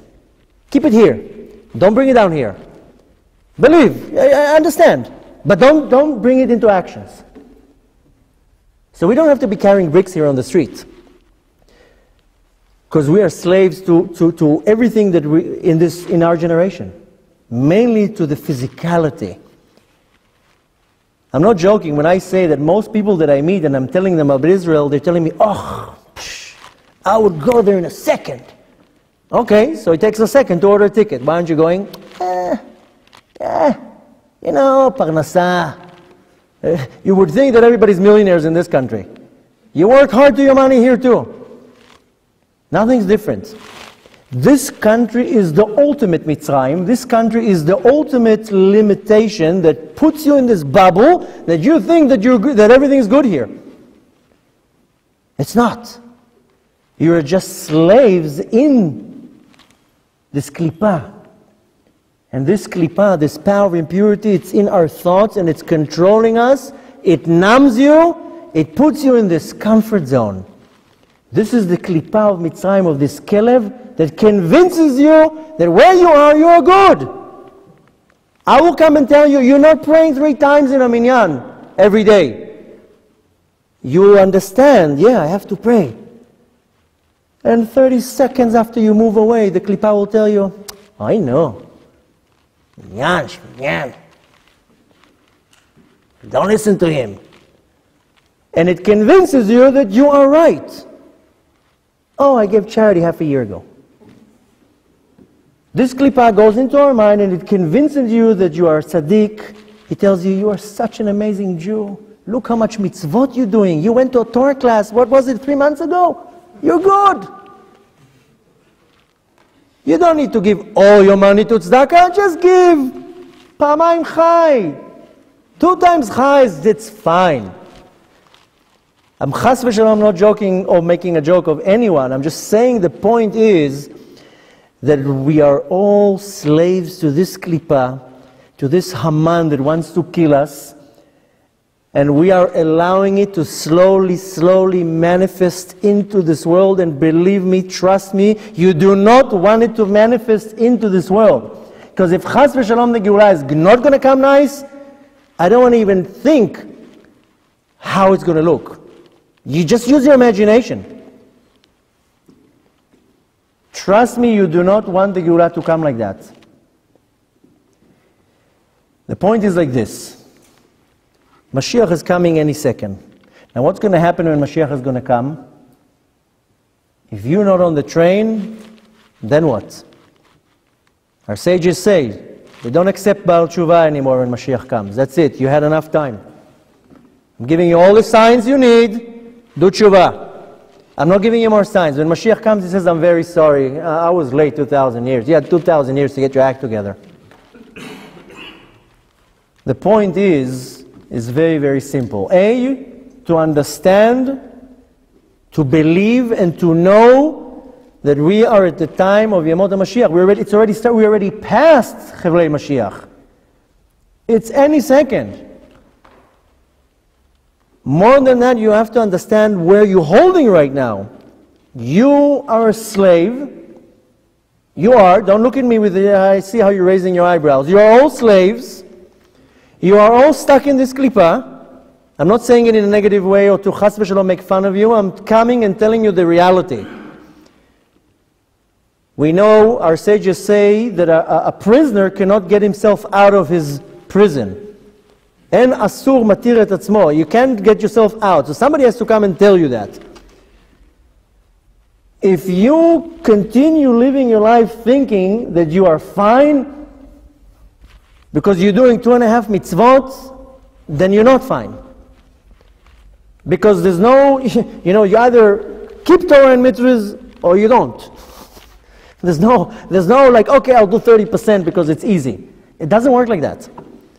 I mean, if a person is becoming closer and he's growing and growing, that's a total different thing. But unfortunately, in this country, it's very popular to say, I'm doing 20% and I'm good for that, and that's how they live their life. Then it's 100% wrong. The point is to understand, and if you need to, look in the mirror every day in the morning and say, I'm a slave. How am I getting out of my slavery? How am I getting out of it? How am I bringing the redemption that it's going to come nice and soft, and I don't have to go through all this show? So in the same Megillah that it's coming and telling us the entire story that we need to understand and realize, we're not celebrating Purim so I can get treats from my friends or get drunk. This is not why we celebrate Purim. Purim is the time when the Geulah starts.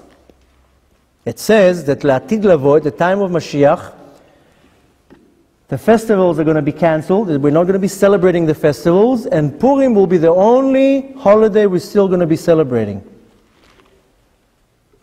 Now, it doesn't mean that the holidays will be cancelled. Rather, their importance will be reduced, and the most important one is going to be Purim. Purim comes to teach us everything. And in the Megillah, if you just look at the name, Megillah is not necessarily the scroll, the Megillah. The Megillah comes from the word legalot, to reveal. And what is it coming to reveal? It's called Megillat Esther. Esther is something that is concealed. It's coming to reveal what is concealed. So you have to read between the lines. And the Megillah comes and tells you the secret, how I'm going to be part of the redemption and how I'm going to bring it. So the Megillah teaches us that we have to do on Purim 4 mitzvot. 4 mitzvot. And women are equal as men. Amazingly, all 4 of these mitzvot are all starting with the same letter, with the letter Mem. Now there are 2 types of Mems in the alphabet. There's what's called Mem Stuma, the Mem Sofit, the square one that comes at the end of the word. This Mem signifies the time of the Geulah, the ultimate state of completion. We see that the world was created with the letter Bet. When we read the Torah, it says, Bereshit bara Elokim et hashamayim.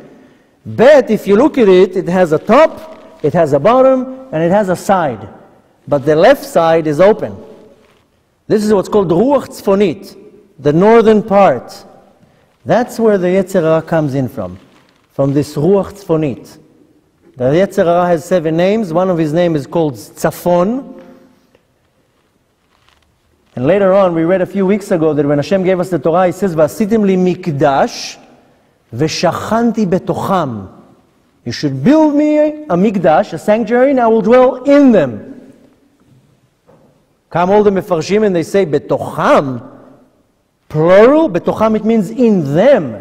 It should say betocho, in it. One temple, so it shouldn't be plural.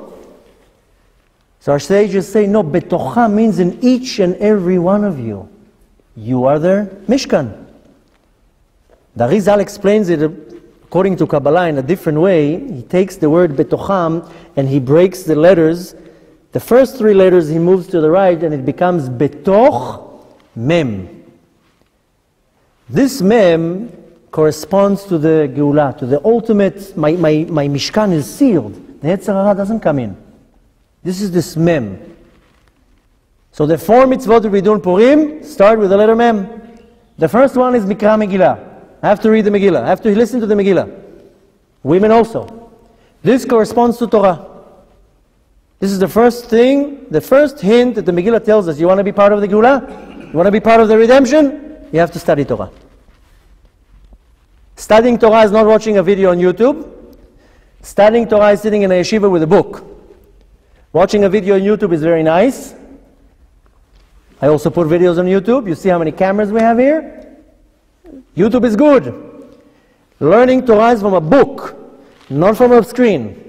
Because the screen has the klipa in it. It shows you the nice video, and then you go to the next. So you see a very inspiring video on Facebook, and then you see the rest of the junk. So you're looking at a 20-minute video, you get all hyped up, and then you're looking at 2 hours of nonsense.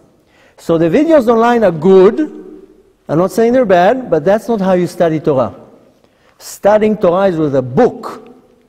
So when the Megillah tells us that you have to learn Torah, women also can learn. There's no prohibition. Women have to learn. They have to learn how to keep Shabbat. They have to learn laws of modesty, laws of Lashon Hara, how to teach their kids. You're not exempt. We have to learn Torah. And if a person learns less than 2 hours a day Torah, that's not Torah. 2 hours a day is just to warm the engines. And don't look at me like 2 hours. Yeah, 2 hours. I told you before, make an account how many hours a day you're wasting on the screens. You'll get 5 hours. So take 2 of it to study Torah instead. Studying Torah is you go in the morning to a synagogue, after you pray Shacharit, you learn 1 hour of Torah, half an hour, whatever you can, and at night you go to a kollel. There's enough where to learn. But you're not yoitzi with watching a video or putting a disc in the car. These are good. This is time to fill in the space. Because the way it works in the spiritual realm, if you're not putting into your vessel, into your kli, something holy, right away comes something unholy. That's how it works. So if my mind is constantly, I'm injecting it with holy things, that there's no room for unholy things. So when you drive, when you walk, when you do whatever you can, yeah, you make the CDs play and the videos on YouTube run. That's for the mind to be constantly occupied with inhaling or putting in me thoughts of Kedusha, of holiness. The second that I stop that, then come the junk in. But learning Torah is from a book. Why? Because you have to say it with your mouth. If you didn't say it with your mouth, it's like as if you didn't learn Torah. Even if you take a book and you're reading it with your eyes, this is not considered learning Torah. You have to say it with your mouth. We have to. So you have to learn Torah. The first hint is that you have to learn Torah. So you have to establish for yourself at least 2 hours a day that you take a book, you go to a class, you go to yeshiva, you go to kollel, you do whatever you need to do, and you learn in your level. The second mitzvah in Purim that starts with a mem is matanot le'evyonim. Matanot le'evyonim is charity, is giving money to a poor person. Person wants to be saved from the Chevlei Moshiach, wants to be part of the Geulah, has to do charity. Now, it doesn't necessarily mean that you give the $18 once a month to the shul. If you didn't do 5 acts of charity every day, don't go to sleep. And again, you're looking at me like as if I'm crazy. Charity is not only writing a check.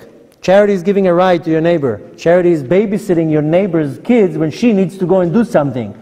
Charity is your time, is your thought, is everything, your energy, your knowledge, your car, everything is charity. And if you don't use everything that Hashem gave you to charitable acts, you're wasting your time. Don't go to sleep that day. You have to do charity. And there's no excuses. I know you're looking at me like as if I'm crazy. There's no excuses. You can do at least 5 good acts, charitable acts every day. Just be nice to your kids. You got one already. Be nice to your wife. You got another one. I don't have to give you ideas. The third mitzvah that we do starts with the same letter, Mem, is Mishloach Manot. Mishloach Manot is not the bags with all the candies. That's for the kids. Mishloach Manot is that I'm giving something that belongs to me to somebody else, and in exchange I'm getting something back. This is another form of charity, but this is a different type of charity. This is called Ahavat Israel, that I give somebody something of mine. This is what Kabbalah explains, that each and every one of us has a godly spark that is unique to us. That's why you would look at millions of people, billions of people, times that generations, you're not going to find one person that is identical to another one. Just look at the miracle. Look at our fingerprints. There's not 2 identical prints in the entire world. This is because it manifests from the spiritual realm, meaning that my godly spark is unique. Nobody has it. The ultimate Ahavat Israel, the ultimate is I give you mine, I share, you give me yours. This is Ahavat Israel. If I don't have Ahavat Israel, sorry to tell you, it's worthless. Ahavat Israel is unconditional love that I like another Jew because he's another Jew. I don't care how he wears his yarmulke, how he prays, he's Ashkenazi, he's Faradi, he's Breslov, he's Chabad, it doesn't matter. I like him because he's a Jew. Unconditionally, doesn't matter who he is. And how he wears his peot, or how he moves, it's nonsense. The second temple was destroyed from Sinat Chinam. We're not going to have Moshiach till we correct it. I have to have Ahavat Israel. And the fourth thing that the Megillah teaches us that I have to do, it says Mishteh. The Seudah. Mishteh v'simcha, that's what it says. My entire service to Hashem has to be b'simcha. Happiness and joy. Even when it's hard and even when I'm suffering, put a smile on your face. And if you don't have the excitement and the happiness to serve Hashem, then our sages tell us, if do it Hashem b'simcha, you have to serve Hashem b'simcha from happiness. There's a reason why we do it in happiness, b'simcha. Now, if I take all these 4 elements, all of these 4 hints that the Megillah is telling me, that the Megillah comes to reveal something that is unrevealed, that is concealed, then I have the recipe for success. First of all, it allows and guarantees me to be part of the redemption. If Chas v'Shalom, the Geulah is coming in a not nice way, the only thing that will stand for you as a zchut, as a merit, is all these 4 things. David HaMelech says, Ipol mitzidcha 1,000, urviva miiminecha, elecha lo yigash. 1,000 will fall on one side, 10,000 from the other side, nothing's going to happen to you. The Torah tells us, V'atem advekim b'Hashem Elokechem chayim kulchem hayom. The ones who are holding Hashem, no problems. So if Chas v'Shalom the Geulah is not going to come nice, then if I don't have all these 4 elements, doesn't guarantee that one will survive. Besides that if I want to bring the Geulah that's going to come in a very nice way, that's only if I do all of these 4. I have to learn Torah, I have to give charity. Charity is not only checks, it's Gmilut Chasadim, is any charitable act. I have to have Ahavat Israel, unconditional love to another Jew, and I have to do it b'simcha. with all the problems that I'm facing right now, and everybody has problems, everybody's dealing with a problem right now. One person can't get married, the other person can't make money, the other person lost a child, the other person has a disease. Everybody has something. Hashem made sure that everybody has baggage. At least put a smile on your face and accept that it's coming from Hashem. This is the recipe to take you out of your Mitzrayim. This is the recipe to guarantee to you that you're going to be part of the redemption. If you're not part of all of this, it's exactly like putting the gear in neutral and pressing the gas all the way down. Besides a bunch of noise, nothing happens. You're standing in the same place. So what you need to take out from tonight is very, very simple. First of all, and most important, you have to understand, know, and believe Mashiach can come now. You can leave this door tonight, and that's it, and it's coming. How are you preparing yourself for that day? Are you going to go home now and watch another 2 hours of Facebook and nonsense, or are you going to go home now and learn 20 minutes, something? I'll open a book, I'll read something. Are you waking up tomorrow morning at 6 o'clock to pray with a minyan, or are you going to wake up at 11? The thing is that this klippah that is possessing us, even if you feel that you are very connected to Hashem, it's going to make you feel that you are and you're not. It's going to make sure it's taking you away from your focus. Now be real with yourself. How many times you wake up in the morning, all excited, because you went out of the night before, out of a lecture like this, and you wake up at 7 in the morning like, today's the day. Today, I'm going to pray today. And then you get an email. And then you get another email. And then you get an SMS. And then a phone call. And then before you know it's already 11. You're like, oh, 11. Oh, I said today's the day. And then you're about to do something. And every move that you're trying to do, before you know it, 4 o'clock in the afternoon. Oh, okay, 4 o'clock. I can't even put tefillin on anymore. I can't pray anymore. Okay, so how many times it has happened to you? Probably every day. Probably every day you want to do something, and then this klippa takes you away and tells you, no. Watch a 5-minute video here on Facebook, a very inspiring video, and then move on to your business. The point is that you have to recognize where you're holding. And if you live in denial, then you have a problem. So I came to tell you tonight that you live in denial. You're stuck in a klippa, in a bubble, that you think that everything's fine, that the world is okay, and next year I'm going to invest in a business, and the year after that I'll go to college, and 5 years then I'll build a new home. This is what you're concentrating on? Somebody emailed me not too long ago, telling me that his friend somehow contacted Rabbi Kanievsky and asked him if he should invest in a business in the United States. Rabbi Kanievsky told him, not only you should not invest in a business in the United States, you should not invest in any business, and definitely not in the United States. If you're already investing in something, do it in Israel.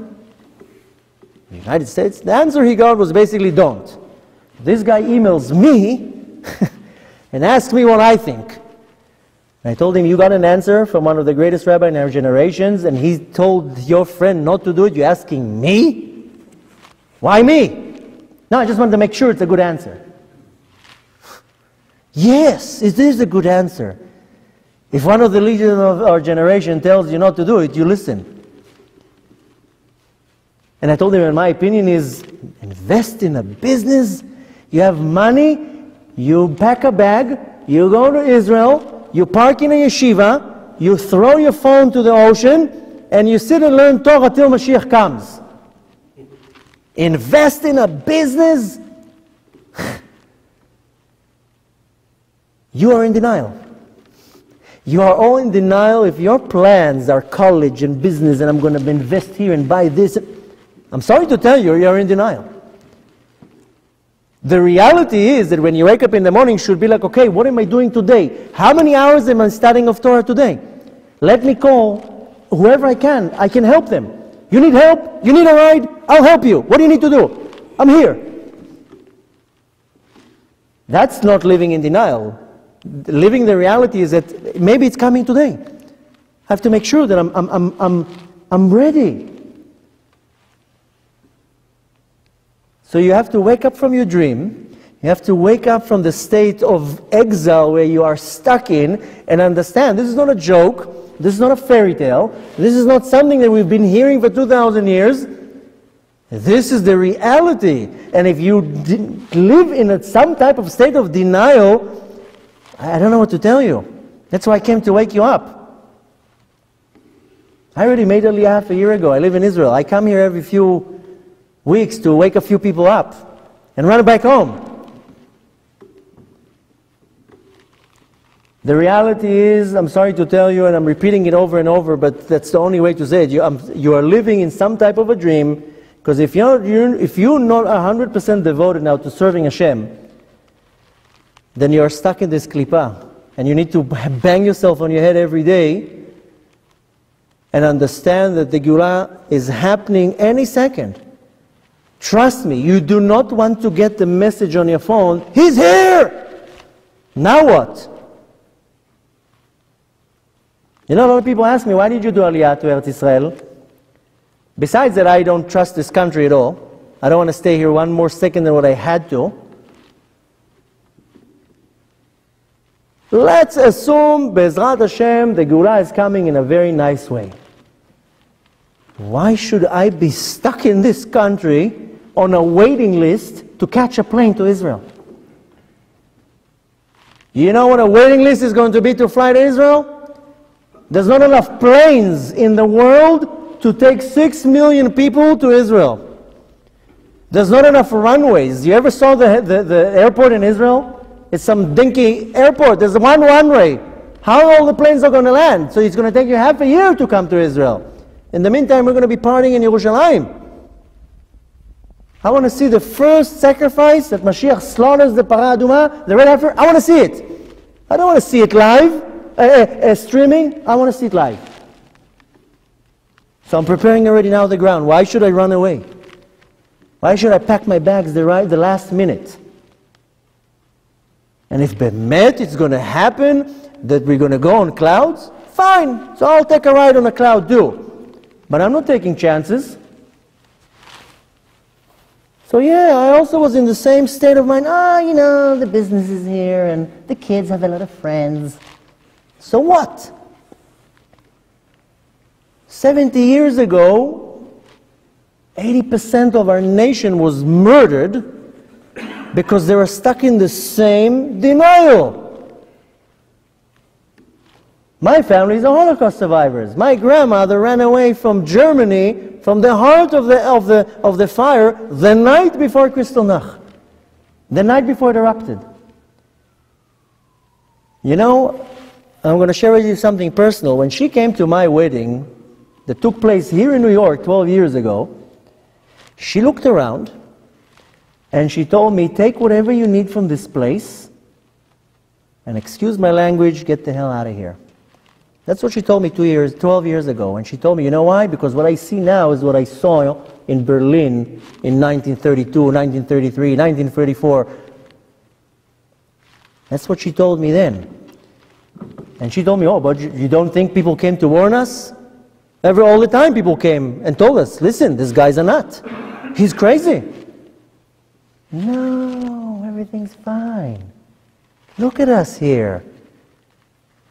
We can walk in the street with a talis. I have mezuzahs on the door. Nobody's bothering me. I can do whatever I want. Look at us. We're millionaires. We have everything. They were stuck in this state of denial, and people came and told them, guys, this is a real nutcase. He's not joking.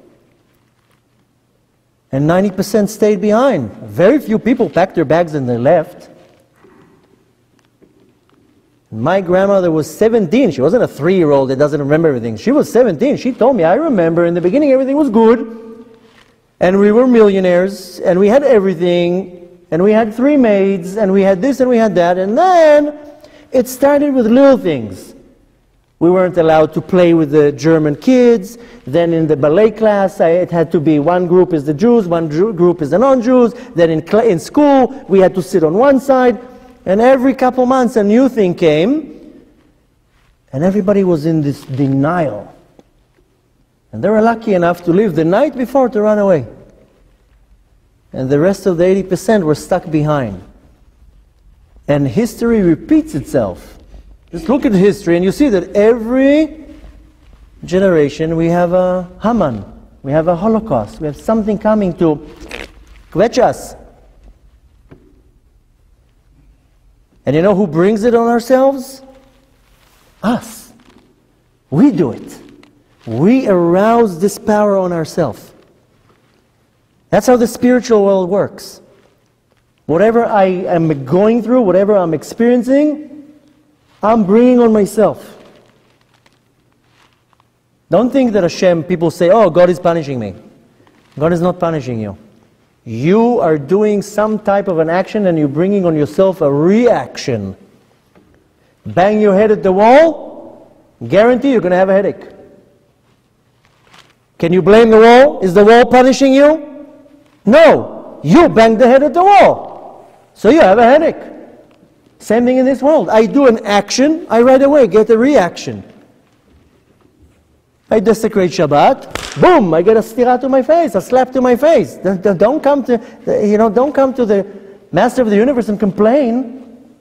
I steal here, I'll get a reaction. I cheat in business, I'll get a reaction. I lie, I cheat, everything. I arouse a spiritual energy on myself pending on my actions. That's how it is. God does not punish me. Our sages say there is no punishment without a sin. The punishment is a reaction. Hashem stands on the side and says, I didn't do anything. You did it. Don't lie. Don't cheat. Don't steal. Don't look here. Don't say that. I gave you a manual. I created the world. Here's the manual. Read the manual. The manual tells you what to do. The manual tells you don't bang your head at the wall. So the manual tells you don't eat these animals. The manual, I'm talking about the Torah. Torah comes from the word in Hebrew, hora'ah, to teach. Hashem gave us a manual. It says, here, read it. If you didn't read it, then how you're not going to be able to function in this world. So Hashem gave us a manual and tells you that's how you have to function here. So the reality is that I bring on myself this energy. So what's going on right now in the world, we bring it on ourselves. Everything that's happening in this world is because I hate everybody around me. I don't follow Torah and mitzvahs. I don't do from the 4 things that I told you. And if I don't do it, don't cry to anyone. It's your fault.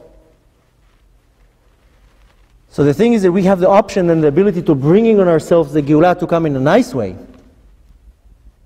Right now we're not doing so great. The point is very, very simple. Is to recap very few things. A, Moshiach is coming any second. If you need more sources, I'll give you more sources. But I think I gave you enough to understand that now it's the time of the Geulah. The next thing that you need to understand, like I told you, you're living in denial. You're living in some type of bubble. You have to wake up. And I know what's going to happen. You're going to go to... Now you agree with me. At least some of you. You're going to go home tonight, and it's going to get stuck here, and the klipa is going to stop you right over here, like I said before, from it going down into your body to actually do actions. And the proof to that is going to be who's waking up tomorrow at 7 o'clock in the morning to go and pray in a minyan. If you didn't wake up tomorrow at 7 o'clock in the morning to pray with a minyan, he got you. That's it. Very simple. If you wake up tomorrow in the morning to pray with a minyan, you know that you did the first act to break the first klipa. You can call me tomorrow or email me and tell me if you won or he won. Very simple. Same with you. I'm looking here, but it's same thing. You don't have to wake up to a minyan, but you have to wake up and you have to find time to pray. You put yourself some type of a wrath, what you need to do, and if you're failing, you can just understand that you're still sunk into these powers of impurity. Now, I'm not saying it's easy. I know how it is. I was once on the other side too. I wasn't born like this. I know the struggles. I know everything that comes with it. But I'm one of the many that is a living proof that it can be done. I'm human like you. I'm not different from you. There's no difference between me or anyone else. I have to eat kosher, you have to eat kosher, exactly the same. I have to keep Shabbat, you have to keep Shabbat. So don't look at me and say, oh, you, for you it's easy. No, it's not easy. I'm no different from you. I grew up the most secular, the most not religious. Half of you probably already heard my story. And if you didn't, then go and listen to it. So I know the struggles, I know what it means to move from one side to the other, but it's possible. This is proof. I'm not special, I'm not different. And that's not, I'm not the only one, there's thousands. Thousands that move from here to here. There's no 40% religious, there's no such a thing. There's no 60% observant. It's an invention. There's either Shomer Torah and Mitzvot or not. If you're in the middle, if you're climbing, that's a different state. If you're stuck there for 20 years, you have a problem. The reality is that it's coming very, very soon, and what am I doing to make sure that I'm part of the Geulah? And what am I doing to make sure that it's coming faster? And what am I doing to make it come soft and nice? Because if Chas v'Shalom not, trust me, you don't want to be here. And the only thing that's going to stand for us as a merit is my Torah, is my Gmilut Chasadim, my charitable acts, my Ahavat Israel, and me being besimcha. If I don't have all this, I'm going to be vulnerable. You know, at the time when they left Mitzrayim, they had to put the blood on the doorsteps, and the mashchit that came down, the angel that came down to create havoc, saw the blood and passed over. We don't have any guarantee that it's happening now, that it's going to be a Passover. We already had 3,000 years ago a Passover. The only way that you're going to be saved from the time of the redemption and be part of the Geulah, you have to understand that it's a great, huge merit to see the Geulah happening. Not everybody is going to be part of it. You know what it is to stand and see the Bet HaMikdash flying, landing from Shamayim? It's not a joke. If our sages say that's how it's happening, that's how it's happening. What the Jews saw 3,300 years ago in the Yetziat Mitzrayim, when they left Mitzrayim, is nothing compared to what we are about to see. I'm not willing to miss the show. And with my acts, I control everything. That's all it takes. And the thing is that you have to understand that each and every one of you might be the one that tilts the whole world. One person. It could be that tomorrow if you wake up and pray with a minyan, you bring Moshiach. And if you don't look tomorrow at the wrong places, Moshiach, don't take me personally, I'm just putting my hand. You're going to be the one who brings Moshiach. And tomorrow you don't lie or gossip, you're going to be the one who brings Moshiach. If you wake up in the morning and say, I'm the one, I might be the one, I am important, then I have this power. And that's how it is. Rambam says very clearly. The whole world is tilting. And one act will tilt the whole world to Kaf Zchut, to a meritable side. Maybe I'm the one. If I have to lie all day long, if I'm a liar, and today instead of lying 100 times, I lie 99 times, I lost 99 times, but I won once. Maybe that time that I close my mouth, that's going to be the mitzvah that's going to convince the heavenly court, yalla, send him. Each and every one of us is a valuable player. Don't wake up in the morning and say, oh, you know, I'm not going to be the one who's going to bring the Geulah. Dafka you. Not the ones that are sitting in yeshiva right now. Hashem has nachat from them. Hashem has 1,000 times more nachat from you when you wake up to go to pray in a minyan. Or you decide to close the screen the second that it needs to be closed. You don't understand that the nachat that Hashem is getting is dafka from us. Not from the big rabbis and the tzaddikim. No, they're used to it. You have to start internalizing in your mind that this is not a fairy tale, it's real. It's going to be a real man that comes and takes us out of the state of exile. This is not a dream. This is a reality. And if you don't believe it and you don't live it, you're still stuck in that exile. You're stuck in this bubble. You have to recognize the powers that are controlling you. Because you're all slaves. And I'm not saying it to chas v'shalom hurt anybody's feeling. But you're all slaves. You are slaves to your thoughts. This is the milchemet Gog u'Magog. Don't let it come down into a physical war. But our thoughts. You control your thoughts, that's how you win the war.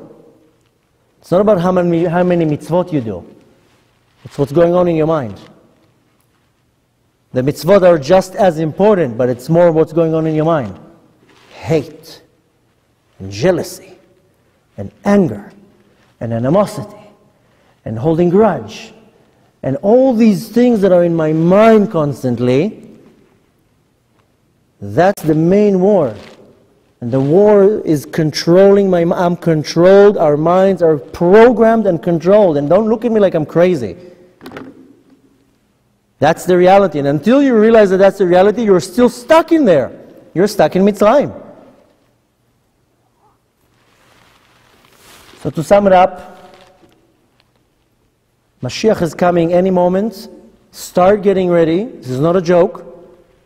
Incorporate the 4 things that I told you, learning Torah, charitable acts, Ahavat Israel, unconditional love to another Jew, doesn't matter how he dresses, or what he says or thinks. You don't have to love his acts. You have to love his neshama. And if a person is in exile, and he's behaving in a very negative way, don't hate him. You can hate his acts. And you can prove him wrong, but his neshama you have to love with no conditions. I'm telling you that if you overpower this problem of this sinat chinam, that in itself, you won the entire war. We have the options, we have the ability to bring the Geulah like that. Just like that. But it depends on us. We have to do it. And when I wake up in the morning and I really don't feel like waking up in the morning to go and pray Naminan, no. Understand, put a sign on the wall. You have to wake up, it's important. If it would be to go to sign the deal where you're getting the $50,000 check, you would wake up at 4 in the morning.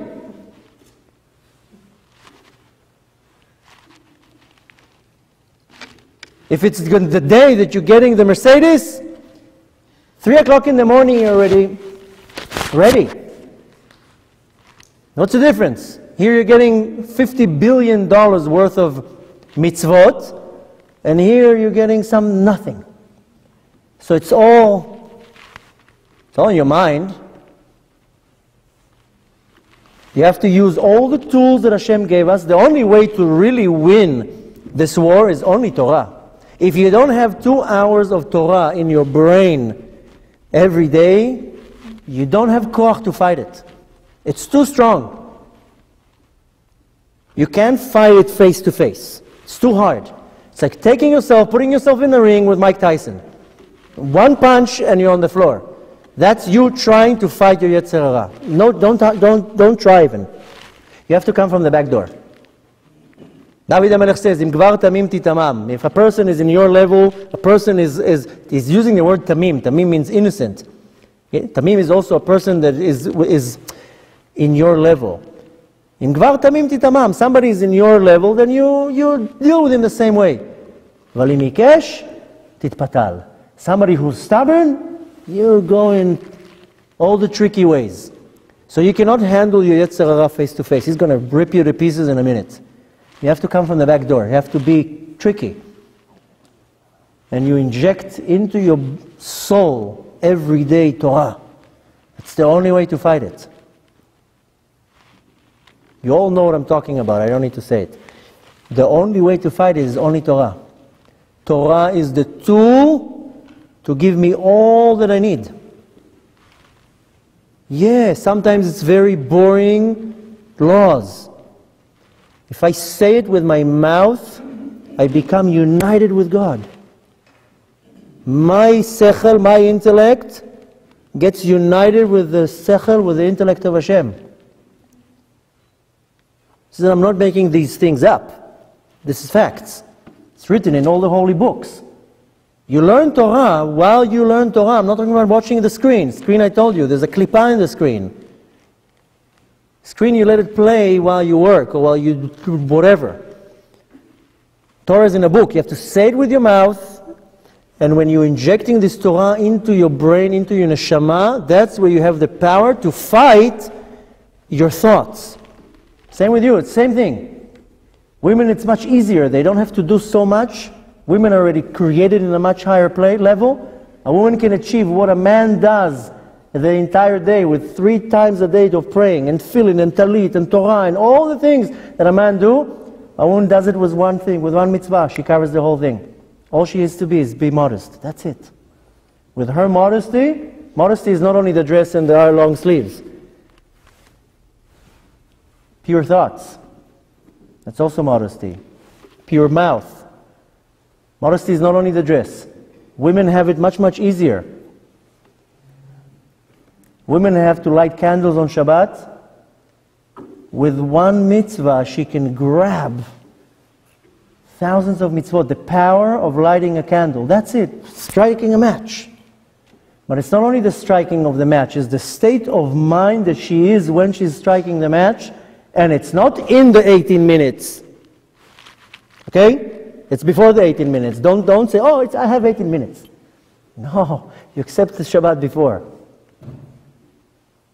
It says, Ner mitzvah Torah or, the power of the candle. It's the power of the entire Torah. So the point is that you want to fight your Yetzer Hara face to face, you can't do it. You're not strong enough. You have to come in all the tricky ways. You have to come with all the tools. The Torah comes and tells you, these are the tools. But it all depends on us, and there's no time to be spoiled. A lot of people tell me, okay, no, now I have to finish my studies. I have to finish a semester, and after I finish the semester, what do you mean finish the semester? If Moshiach comes tomorrow, you're not going to finish your semester, trust me. And even with finishing the semester, you can still learn Torah. If you're already in the middle of the semester, there's no excuses. Excuses are the klipa that convinces you that what you're doing is fine, and in half a year, I'll go to yeshiva. Half a year? What do you mean half a year? Just look at history, see how history repeats itself, and just go 72 years back now in history, and imagine a young person, 1938, in Germany saying, when I finish my semester, if that's how extreme you have to go, then go to that extreme. That not too long ago, I'm not mentioning now everything that happened in our entire history. Every generation there's a Holocaust. But just go in what we can relate with. Just go into their mind, go in the time machine, into their mind, and try to think how they were thinking. Imagine you can now interview one of them and saying, what would you do a month before? Would you invest into another business? He would tell you, I would sell everything that I had and I would just run away from here. I wish somebody would come and warn me. Or I wish I had the courage or the nerve or the knowledge to do it. So now you have it. Not that I'm predicting negative things. I'm praying 24 hours a day that it's not going to be negative. But chas v'shalom, it can come very negative. Don't live in denial. Bemet, trust me, don't live in denial. This is not a time to live in some type of a dream that, oh yeah, but everything in America is a safe place. America is not a safe place to start with. It's not a safe place at all. Any way you're going to look at it. And even if you're not looking at it in the physical level that it's not a safe place, which it is, even in the spiritual level, it's not a safe place. And a lot of people come and contradict, oh no, look how many Balei Tshuva there are, and look how many yeshivot, and look how many Shirei Torah. The Yetzer Hara is a master of deception. He's a master of distorting the reality. And coming and telling you, look, how many religious Jews are here. Look how many made tshuva here. Good, it's very good. But look how many from these religious people who made tshuva or didn't make tshuva or was born religious, how many of them are not living exactly how the Torah is telling us? Don't even tell you stories that I'm hearing. Why? Because the klippah here is so strong, it makes you think that you are serving God good. He tells you, yeah, go to shul, go to the class. Here, eat this kosher food right now. But go watch that video for just 30 minutes. It's okay. It's okay to do this and that. Here, you do these mitzvot. He makes you feel like you're very religious. Then it comes in your mind and look what she said. How dare she say this and that? Did you see how he behaves? The reality is you have to look in the mirror every day, at least 50 times a day, and convince yourself what's the reality. You have to talk to yourself. Don't think that you're crazy. You have to talk to yourself 50 times a day and say, what's going on? Where am I holding? Where am I holding in my life? Did I learn enough Torah? Did I do mitzvot today? How many times did I not lie today? How many times did I not curse today? How many times did I not look today at the wrong place? There's no time to waste. I can now stand here at least another 5 hours and go on and on. I see that you're all falling asleep already. Bemet, I'm telling you, there's no time to waste. Every moment now is valuable. And don't look at me like I'm crazy, or don't go home and say, okay, no, another guy. No, I'm not coming to scare you. I'm coming to warn you. I'm coming to educate you. You choose not to believe, so, but I'm telling you, choose to believe. You have to change completely the programming that's in your mind. Because you're in Mitzrayim right now. In 2 weeks, we're out. We're going to read the Haggadah, but it's not a ceremony. You have to tap into it. I'm just going to tell you one more thing that you can have some type of an idea what's about to happen in the next 2 weeks. And maybe you can hop on the train. It says, Kabbalah explains that there are 3 types of godly revelations. The lowest level of godly revelation comes from the Sphira that is called Bina. The Kabbalistic terminology is called Ima. This affects the level of our neshama. See?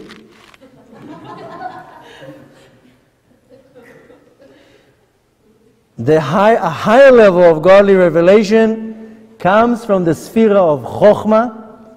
Kabbalah calls it Abba, and it affects the level of our neshama that is called Chaya. There are 5 levels in our neshama. The highest level is called Yechidah. Comes from the word Yichud, unity, not Yachid. Unity means that our soul is a piece of Hashem, Chelek Elokah. This is the level of Yechidah. Then comes a lower level called Chaya. Chaya is what's called the Tselem. It's like an Or Makif, a surrounding light, like an aura. Then comes the Neshama, then Ruach, then Nefesh. These are the 5 levels of our Neshama. So the first godly revelation affects our Neshama. The second one affects our Chaya. The highest level of godly revelation comes from the Sphira that is called Keter, and it affects our Yechidah. This godly revelation happens once a year. The other one, the first one, that comes from the Sphira of Bina, comes every Shabbat. Every Shabbat, if you tap into it, you can see this. You can't, but one can see that godly revelation. On every festival, Sukkot, Shavuot, and all the holidays, the godly revelation is coming from Chokhmah. It affects our Chaya. Once a year, there's a godly revelation, comes from the sphere of Keter and affects our Yechida, and that's Leil Seder. That's the night of Leil Seder. All you need to do is eat the matzot and do the ceremony. Just sit around the table. You're channeled.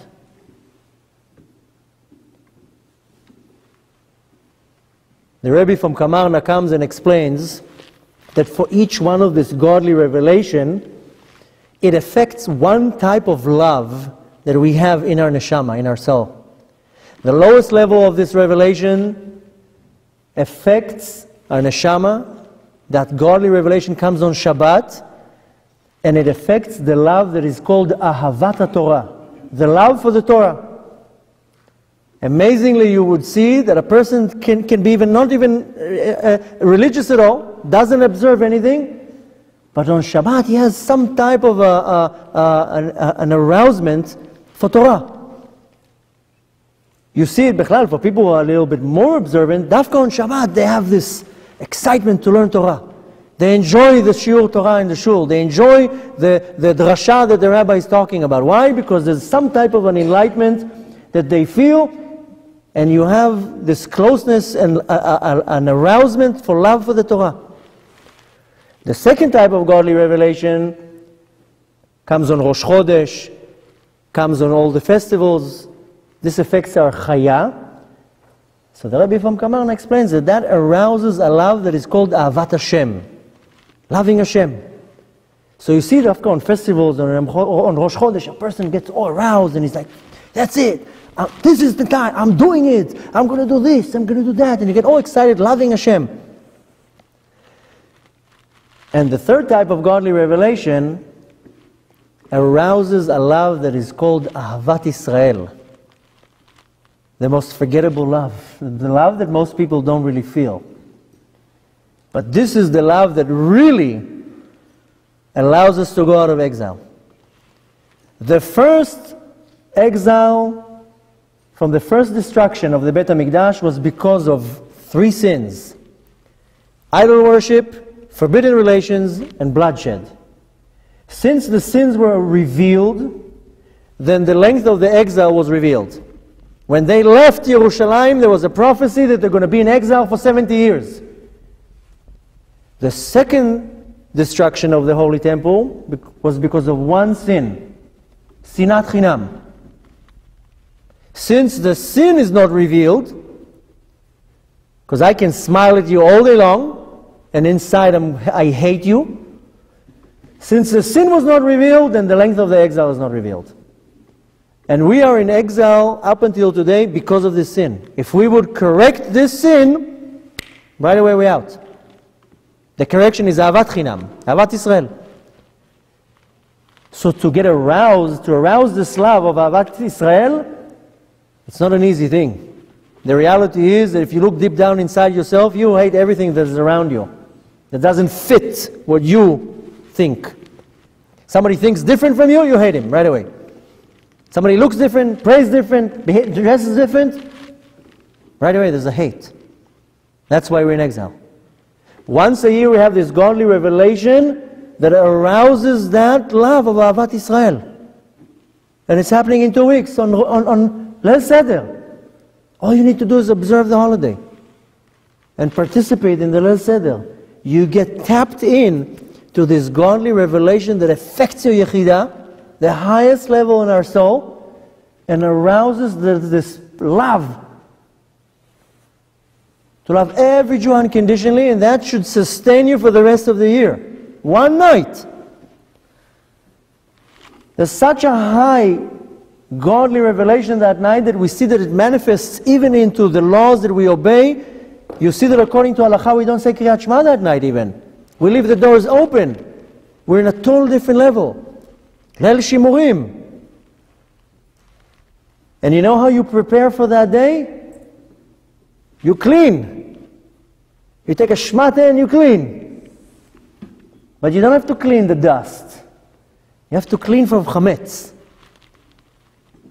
And if you clean for chametz for a whole month, you go crazy, The morning of Pesach, you burn your chametz, and then you're ready. So the cleaning is good for the dust, but the real cleaning is your own chametz, my own ego. Chametz represents yeshut, ego, me. What's chametz? A bread. You know, you take a little piece of dough, and whoop, it becomes big. It rises. This is our ego. You take something this small, and becomes something. And the opposite of chametz is matzah. Flat. Doesn't matter what you're going to do, it's not going to rise. It's flat. What stops me from doing anything in this world is one thing. My ego. If you diminish your ego, you're going to be the biggest tzaddik ever. Look at Moshe Rabbeinu, the most humble man in history. He was able to receive the Torah, give us the Torah. He reached the highest level of prophecy that nobody will ever reach his level. Moshe Rabbeinu is going to be a greater prophet than Mashiach. Nobody will ever go higher in the level of prophecy of Moshe Rabbeinu. Moshe Rabbeinu would speak face to face to God. All the prophets got their prophecy while they were sleeping. And how did he reach it? Because he made himself this big. He was the most humble man in history. He was nothing. That's why he was able to reach to those levels. And what stops me from becoming a real Eved Hashem, real close to Hashem, is my own ego. That's it. If you need to take something out of tonight, is this: diminish your ego. The more that you don't have an ego, the more you are a vessel to start receiving. If I'm not a vessel to receive because I have some type of a metziut, some type of an existence, a yeshut, I'm not going to receive anything. Hashem says, I cannot dwell in a place that is not completely batel to me, that is totally annulled to me. This is this holiday. It's not about cleaning the bookshelves. Cleaning the chametz is cleaning my own dirt from inside of me every day, to look inside myself and say, which crumb of chametz I'm cleaning today. And the chametz that is inside of me is my hate to another person. My jealousy to another person. Why are you jealous of somebody? You know how bad jealousy is? Jealousy, most interpret it as lotin af. Jealousy is more like lot achmod. Don't like something that doesn't belong to you. They say it's the worst commandment from all the 10 commandments. Some Mefarshim say it's lotin af. Why do you want something that doesn't belong to you? So what if he has a better car? He says, chametz, it's my own ego. Why I don't have what he has? That's ego. Hate and anger and all these things, this is my chametz. If I don't do a mitzvah, I do a sin, that's a total different thing. I have to clean my own chametz. And once a year I have the opportunity of doing it, on working on myself, refining myself, so I can come to this special day and be a vessel to accept this godly light that's going to come that night only one time, and I hop on the train and I have the power for the rest of the year. The Arizal gives a promise that a person who's particular the entire 7 days about chametz, about not finding chametz, muvtach lo, he's guaranteed that the entire year he's not going to sin. That's how powerful his decree is. Muvtach lo, guaranteed.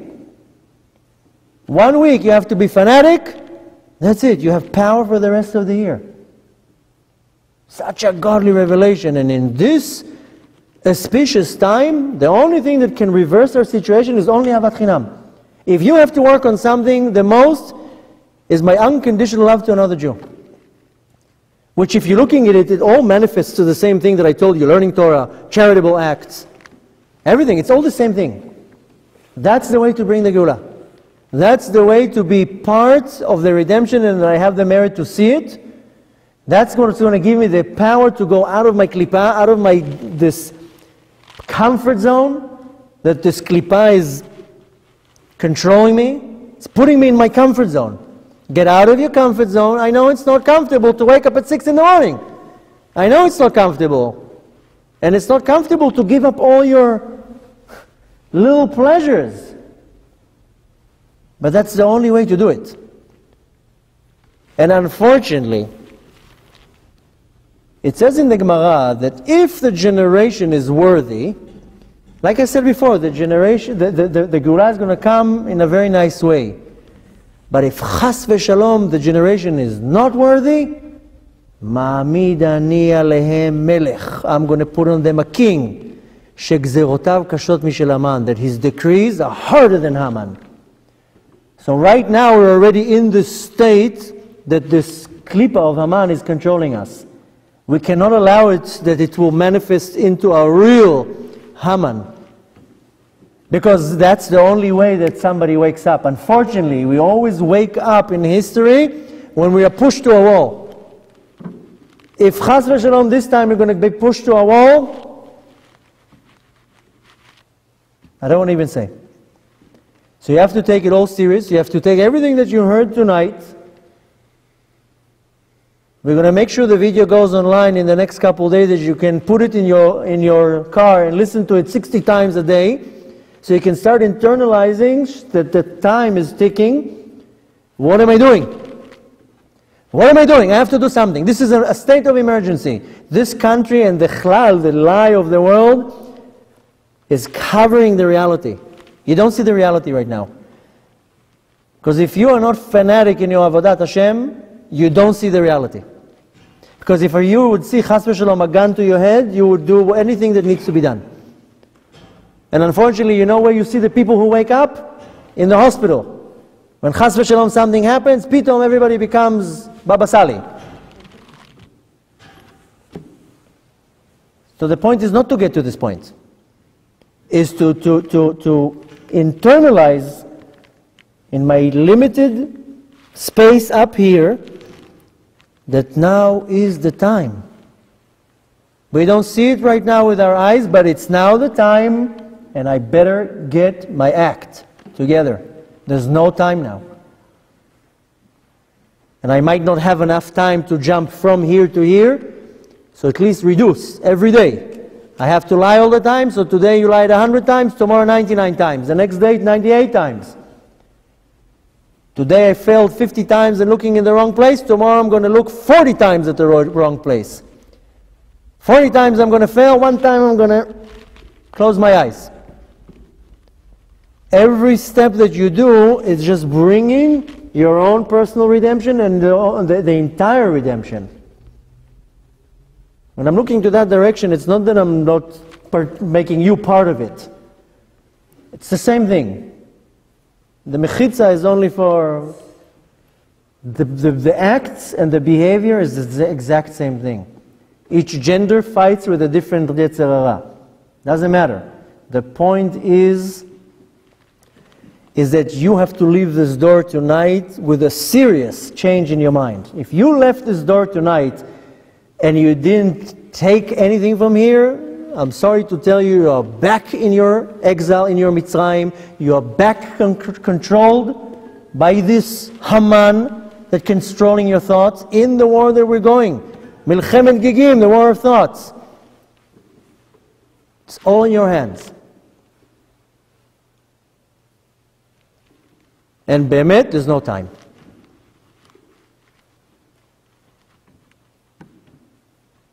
I think I gave you enough information to make sure that you're walking out of this door tonight with enough what to do. And with each and every one of your little acts that you do, B'ezrat Hashem, we're going to merit that the Geula is going to come, and this year we're going to do Korban Pesach. Amen. We're going to do it in Bet HaMikdash, in Eretz Israel. I have a flight in 1 week. You can join me if you want. You can go there before me even. You live in Israel? B'ezrat Hashem.